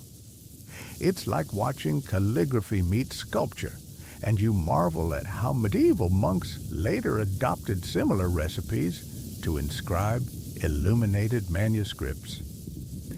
Historians still debate whether this olive oil ink was superior to carbon-based inks imported from Egypt or simply a local convenience for olive-rich regions. But either way, the effect is mesmerizing. Your attention shifts to a low table where a small amphora stands beside a mortar of crushed flower petals and oil. You poke the oil with your fingertip and swirl it with rose petals, creating a delicate paste that smells like a garden at dawn. Perfume, a scholar whispers, was an art form here. You dab a drop behind your ear. No cologne commercial could sell this heady blend of rose olive and ancient mystery. A colleague jokes that Cleopatra herself probably had a vat of this brewing for her nightly court, though you'd need an entire olive grove to match that supply. It conjures images of legendary beauty and political cunning, a reminder that oil served both body and status in equal measure. Across the clearing, an artisan demonstrates another use, waterproofing. He heats olive oil and drips it over a small woven basket, the fibers darkening and stiffening as the oil soaks in. Moments later, he tosses a few handfuls of wheat grain inside and lifts it high, no drop spills. You run your hand along the basket's edge, feeling its newfound solidity. It's like watching modern industrial coatings at work, only fueled by centuries-old ingenuity. Strange fact, some Hellenistic shipwrights even applied a thick layer of raw olive oil to timber hulls to repel marine worms and reduce rot. Historians still debate whether these oil-washed hulls actually extended a trireme's service life by years, or if they merely impressed visiting dignitaries with a glossy sheen. But you can't argue with the shine when sunlight catches that timber. You wander to a corner where a small brazier simmers with melted oil and crushed marigold petals. A scholar dips a length of linen into the mixture, then holds it aloft as a torch. The flame burns steady and bright smoke, minimal of perfect medieval candle centuries before beeswax mastery. You clutch the torch, amused by how this simple oil could light your path through pitch-black tunnels in Alexandria's legendary library. It's a funny thought, scholars stumbling through shelves of scrolls by torchlight, carefully avoiding scorch marks on priceless papyrus. You feel the torch's warmth seep into your palm, and you grin at the continuity from ancient lamp fuel to modern electric bulbs. A final demonstration features a concoction of oil honey and wine mixed to create an adhesive for mounting papyrus sheets side by side. You touch the edge of a joined scroll, feeling the subtle ridge where the ancient glue holds two worlds together. It's a tactile lesson in collaboration, much like your own digital editorial workflows. Here, olive oil bridged text. Today, it bridges screens and minds. You slip a drop of that adhesive onto your fingertip stickiness, akin to childhood glue sticks, but infinitely more fragrant, and muse that if only your modern office had this aroma wafting through cubicles, you'd never procrastinate on collating documents again. As the session winds down, you bask in the grove's layered ambience, the fruity lightness of sunscreen oil, the smoky richness of ink, the floral whispers of perfume, and the smooth solidity of waterproofed wood. You lean back, closed-eyed, feeling as though you've just attended 7 workshops in one dermatologist, calligrapher, perfumer, shipwright, candle maker, and librarian, all at once. Remember that when you next reach for an olive oil bottle at the grocery store, you're holding millennia of human ingenuity. Sun protection writing ink, waterproofing, healing ointment, and more distilled into a single versatile elixir that shaped entire civilizations. You slip beneath the familiar canopy, just as dawn tints the leaves with pale amber, and you sense today's lesson is charged with friendly fire, an epic rivalry between 2 titans of thought, Plato's Academy and Aristotle's Lyceum. You settle onto a smooth slab of flagstone at the grove's edge toes, curling around stray pebbles as the 2 groups array themselves in mirrored semicircles beneath twin olive trees. It feels a bit like tuning into rival sports broadcasts, if sports were philosophical games of wit rather than slam dunks. But here, instead of mascots, each school parades an olive wreath emblem to stake its claim on the perfect outdoors classroom. The Academy scholars arrive first, robes pressed and sandals shining faintly in the dawn light. They carry their wax tablets bound in soft leather pouches, Princeton review guides of their day, while reciting Plato's dialogues in hushed, reverent tones. Across the way, Aristotle's followers, the Peripatetics, stroll in circles, notebooks in hand, keen to prove that walking and talking sharpened the mind more effectively than sitting cross-legged under a tree. You watch them amble around a low marble bench, their rhythmic footfalls creating a gentle drumbeat that syncs with the grove's whispering breeze. Cleaning your fingernails on your cloak, you think you've wandered noisy farmers' markets more chaotic than this scholarly standoff. A bell made of hollowed olive wood suspended between the 2 circles tinkles softly, nature's own buzzer, announcing the start of the Olive Grove Invitational, a biannual contest pitting theory against praxis. You draw in a slow breath of resin-laced air, feeling your nerves tingle like you're backstage before open mic night. Only tonight's jokes might earn you eternal intellectual fame rather than a courtesy laugh. A student from the Academy steps forward, clearing his throat. In the Republic, justice binds the soul as olives bind a wreath. He intones in a voice so smooth it could butter your morning bread.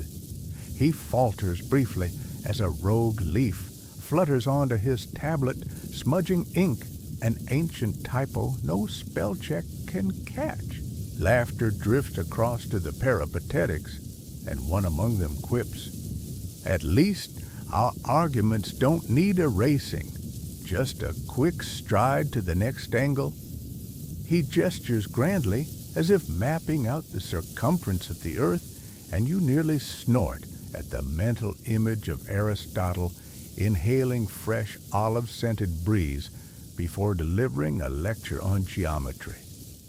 Strange fact, some ancient accounts claim that Lyceum students once raced to finish debates by sunset, believing the grove shadows sharpen the mind, a practice so literal it might make your track coach jealous. Historians still debate whether those shadow races were formal competitions or just friendly wagers lost to time, but either way, you'd pay good drachmas to witness one.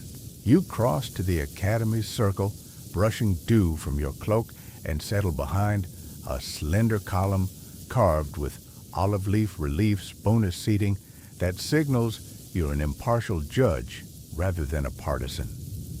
The academy contender launches into an oration on the immortality of the soul, his tone earnest enough to rival any TED Talk you've weathered.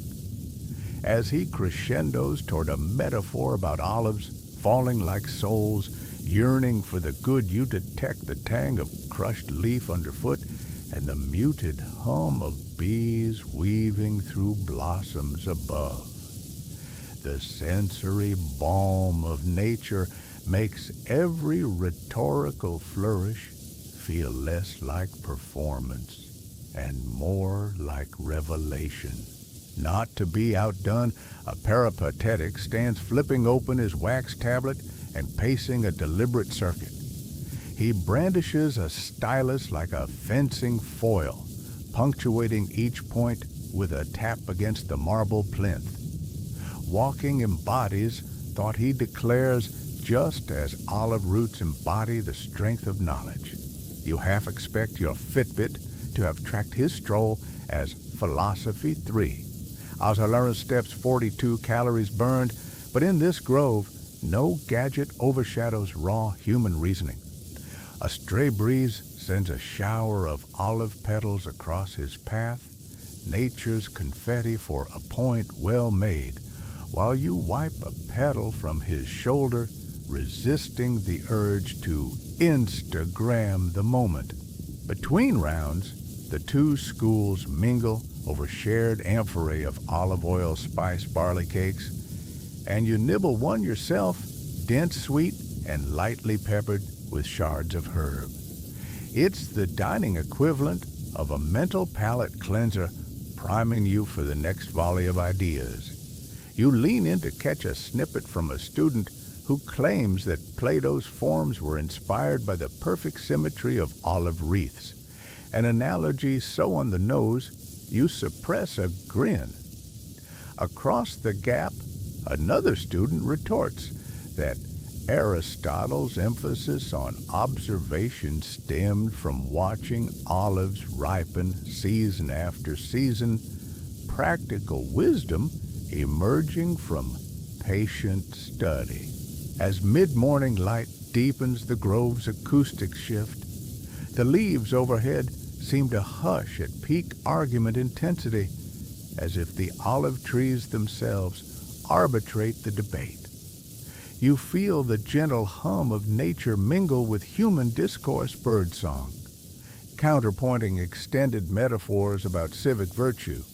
The competition heats up when each side must adjudicate whether a citizen making laws is analogous to a master olive gatherer choosing only perfect fruit. Did civic decisions prune the city's vices or strip away spontaneity? The Academy argues for ideal forms. The peripatetics insist on empirical methods. A hush follows each exchange, punctuated only by the soft scratch of stylus on wax. Midway, the judges, senior scholars from both schools, rise to summarize the contest's highlights. They stand beneath the twin trees, their tall forms casting long shadows that converge like hands clasped in agreement. One judge commends the Academy for elegance of argument. Another lauds the Lyceum for grounded practicality. You lean forward, balancing on the balls of your feet, heart racing as if you've just watched a championship bout. At one point, your neighbor whispers, "I'd place my wager on experience over ideals," and you nod, feeling the tension of logos and pathos intertwine. As the contest nears its finale, each participant plants an olive sapling beside the tree they debate under an enduring symbol of their intellectual stake. You help press soil around one slender shoot, feeling the grit sift through your fingertips like memory sand. When each sapling stands tall, the judges confer in hushed tones, then raise their olive leaf fans in unison, a silent verdict, declaring the contest a shared victory of thought rather than a zero-sum triumph. You exhale, the pressure lifting like mist at dawn. In the glow after the final flourish, the two groups merge into a single assembly, toasting with cups of watered-down wine and olive oil-dipped bread. You sip, tasting the grove's essence swirling in your mouth, bittersweet and endlessly complex. Above the trees seem to lean closer, their leaves rustling approval. You run a hand along the trunk of the great central olive, feeling its ancient grooves, and reflect on how rivalry can sharpen minds as effectively as silence. Gathering your wax tablet and sapling, you step away from the blended circles, each footfall cushioned by fallen leaves and the lingering satisfaction of witnessed mastery. Remember that next time you squabble over minor differences in a group project somewhere beneath these olives, scholars long ago turned competition into collaboration, planting seeds of wisdom that would root in minds' groves and the hearts of all who wander here seeking truth. You slip into the grove before first light, the sky awash in bruised purple shadows, and something about today's hush feels different, almost conspiratorial. Somewhere above, an owl's wings whisper through the leaves as if scouting for midnight mischief. You settle onto a low stone bench hewn from olive-wood toes, curling against its cool, moss-speckled surface. Ahead, a small circle of scholars has arranged an array of palm leaf scrolls on a slab of marble carved with spiraling olive motifs. These aren't your everyday papyri, but slender fading leaves inscribed in ornate script, secret teaching aids reserved for a ritual shared only at dawn. You lean forward, inhaling that heady mix of damp earth resin and something faintly sweet like a forgotten honey glaze. It reminds you of the chorus of debates and recitations you've already witnessed, but this ceremony feels more intimate, an insiders-only club for those who crave hidden knowledge. In the previous part, you saw scholars compete beneath twin trees.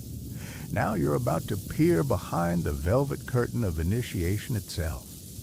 A soft breeze hums through the branches, carrying a few loose petals that drift down like passive witnesses to the grove's deeper mysteries. At the center of the circle, a venerable teacher holds aloft the first palm leaf, its edges tattered and golden with age. He traces the script with a reed stylus dipped in olive oil ink, each line glowing faintly in the pre-dawn glow. You crouch to watch toes brushing the scattered leaves at your feet. These scrolls, he whispers so softly you strain to hear, were brought from India by merchants of Alexander's successors, treasured for their supposed power to awaken the mind. A collective intake of breath ripples through the group. It's enough to make your own heart flutter like a caged bird. He passes the scroll to a student who leans in eyes half closed and murmurs a gentle invocation under his breath. The words tumble forth like ripples across still water, each vibrated syllable stirring the olive leaves overhead. Strange fact, Some of these palm leaf scrolls were said to be coated in a thin film of olive resin varnish. To preserve the fragile writing, an early form of lamination nobody thought to patent.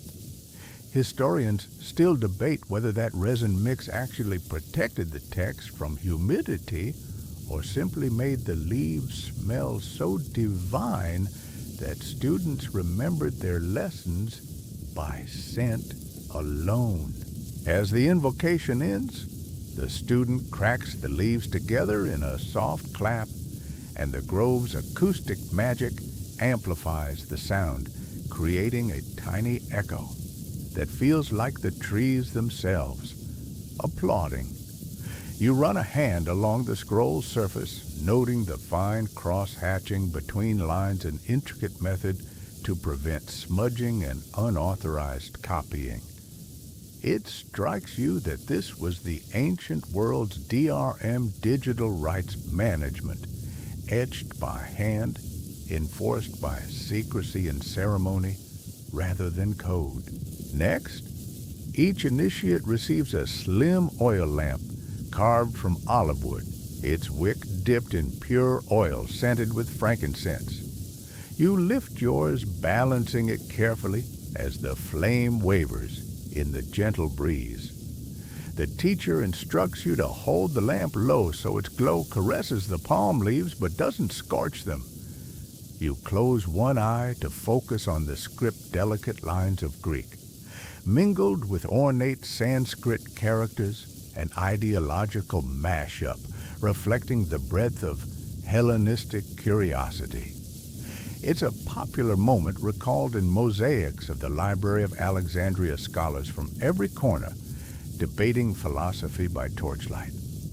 Here, you reenact that vision on a micro scale lit by olive oil lamps, swinging in time with your steady breath.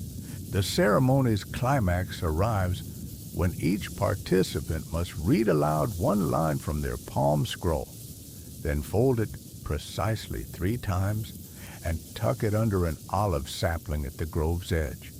You whisper your chosen line about the unity of mind and cosmos and feel a thrill as the leaves crackle. It's like sharing a secret in a room of close friends. You fold the scroll with care first, lengthwise, second corner to center, third, wrapping it into a neat triangle. As you slip it into the sapling's young roots, you whisper a vow to protect and expand this knowledge, your breath mingling with olive-scented humidity. A distant rooster crows an almost comical punctuation to such solemn rites. But here it feels poetic, dawn's own metronome. You glance around to see each sapling ringed with its scroll, offering a living memorial to the grove's hidden lessons. The teacher raises his lamp high, and the olive oil flame casts dancing shadows that flicker across weathered faces. You notice a few glances dart to one another as if each initiate gauges the other's level of commitment. In your modern world, you might post that moment on social media to validate your circle. Here, silence is the bond. The teacher concludes the ritual with a final murmur, "Guard these teachings as the olives guard their fruit." With that, he signals the end, and each scholar extinguishes their lamp in a bowl of cool spring water. No spluttering smoke, only a faint hiss. You feel a pang of disappointment that the ceremony is over, but also a rush of privilege, like being given backstage access to a concert few ever hear. As you stand dew-damp grass clinging to your sandals, you stretch and feel the day's first warmth on your fingertips. You recall stories of the Eleusinian mysteries, the great Athenian cult, whose own dawn rites remained secret under pain of death. Though this grove's scroll rituals were never prescribed by law, they carried a similar aura knowledge reserved for the devoted. Historians still debate whether these palm leaf ceremonies influenced local mystery cults or simply thrived alongside them, but either way, you sense their shared spirit of selective revelation.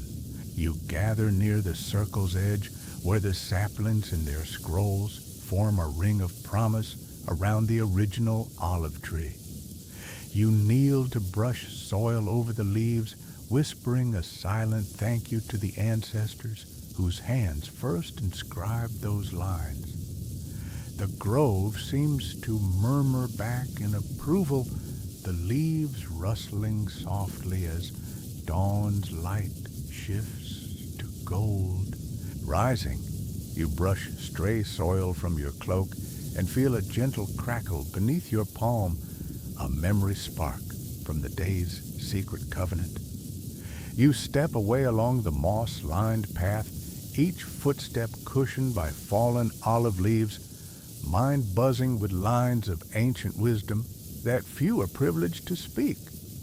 Remember that next time you worry about sharing spoilers somewhere centuries ago, scholars entrusted their most potent lessons to hidden scrolls laid to rest at dawn's secrets alive in leaf and root, waiting for those brave enough to learn them. You arrive in the grove just as the sky softens from ink to pearl, a gentle reminder that every dawn carries both promise and memory. Settling onto your favorite olive wood bench, its surface warmed by countless mornings, you take in the full mosaic of your journey, the early debates that sharpened your wit, the silent communion of healing rituals, the poetic echoes of Homer's verses, and the secret scrolls pressed beneath young saplings. Here, where every leaf and shadow holds a story, you feel the threads of tradition weaving into the present, binding you to scholars who rose before the world stirred. Beneath the canopy, the air is laced with the familiar tang of resin and soil, a fragrance that now tastes like home. You close your eyes and recall the first Olympic wreaths woven from olive branches, those symbols of excellence draped around athletes' brows, and realize the same wreath of routine crowned each scholar who returned here day after day. Imagine Cleisthenes drafting Athens' first democratic reforms by dawn-like olive branches rustling into council, each vote weighted with the grove's silent witness. In that moment, governance met ritual, forging a civic ritual that echoed through the agora and into every civic heart. You trace a finger along the bench's carved motif spirals and leaves worn smooth, remembering how Socrates paced these same paths questions in his voice and dew on his beard. You feel the energy that once sparked Plato's Academy and Aristotle's Lyceum, embodied not in marble halls, but in open air, where senses sharpened and ideas caught wind like kites on a spring breeze. That open-air classroom became a living amphitheater, a stage where every nuance of tone, every scrap of parchment, and every breeze-blown leaf played its part in the grand dialogue of discovery. Strange fact, some Hellenistic scholars believed the moss that grew at the base of these olive trunks had mild hallucinogenic properties thought to stimulate creative insight when brewed into tea, an eyebrow-raising early experiment in cognitive enhancement. Historians still debate whether that moss tea was widely consumed or confined to a handful of adventurous alchemists testing nature's limits. But whether myth or measured brew, it speaks to the grove's allure, a place where boundaries blurred between philosophy, science, and the divine. As you breathe deeply, you see how olive oil itself became a metaphor for enlightenment, liquid clarity pressed from pressed fruit, shimmering like possibility in the morning sun. It coated scroll ink, nourished skin, sealed wood against decay, and even lubricated gears in an orrery, each utility reminding you that knowledge like oil needed both pressure and patience to flow. You chuckle, remembering the siege ladders coated in oil that confounded enemies, proof that even war machines paid homage to this humble tree. You look upward as a lone cicada trills in rhythmic salute, its song a natural metronome for centuries of scholarship. Here, beneath branches older than many empires, you understand why dawn under olive trees endured it, offered a sanctuary where sound and silence, light and shadow, thought and ritual converged. Each sunrise was an invitation to question, to heal, to create, to belong, and that invitation transcended changing rulers, shifting borders, and even the fall of empires. In the silence that follows, you sense the unbroken line of learners stretching back to the earliest Hellenistic groves and forward to tomorrow's seekers.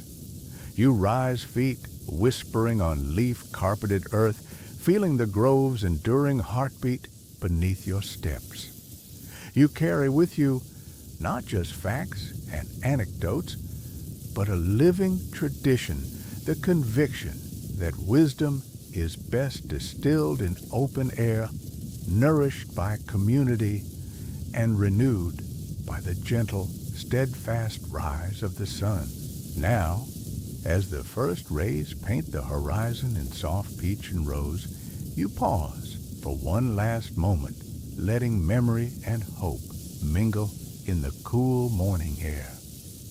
You bow your head to the grove, a silent vow to return to listen and to add your own questions to the rustling chorus of leaves. Final reflection. In these quiet moments, time seems to expand, each breath drawn slowly as if tasting the dawn itself. You feel the pulse of tradition in your veins, steady and reassuring, a gentle reminder that every act of learning is a gift stretched across centuries. As you turn to leave, you carry the grove's calm in your heart, ready to face the world with renewed curiosity and the quiet confidence that comes from roots both personal and profound. Slowly, gently, let the rhythm of olive leaves fade into the soft hum of your own room. Feel your breath deepen, each exhale softer than the last, until every thought drifts like a petal on a still pond. Your eyelids grow heavy, and the stories of debates, scrolls, and secret rituals settle into your bones, weaving dreams of dawns yet to come. In this tranquil space between wakefulness and sleep, you are held by centuries of seekers who rose beneath the same trees, their questions echoing in your dreams. Hush now, and let the final lullaby of rustling leaves carry you away, soft as dew on ancient bark. Dreams of olive groves embark, whispers of the dawn you've known, guide you gently, take you home. End of script. Sweet dreams.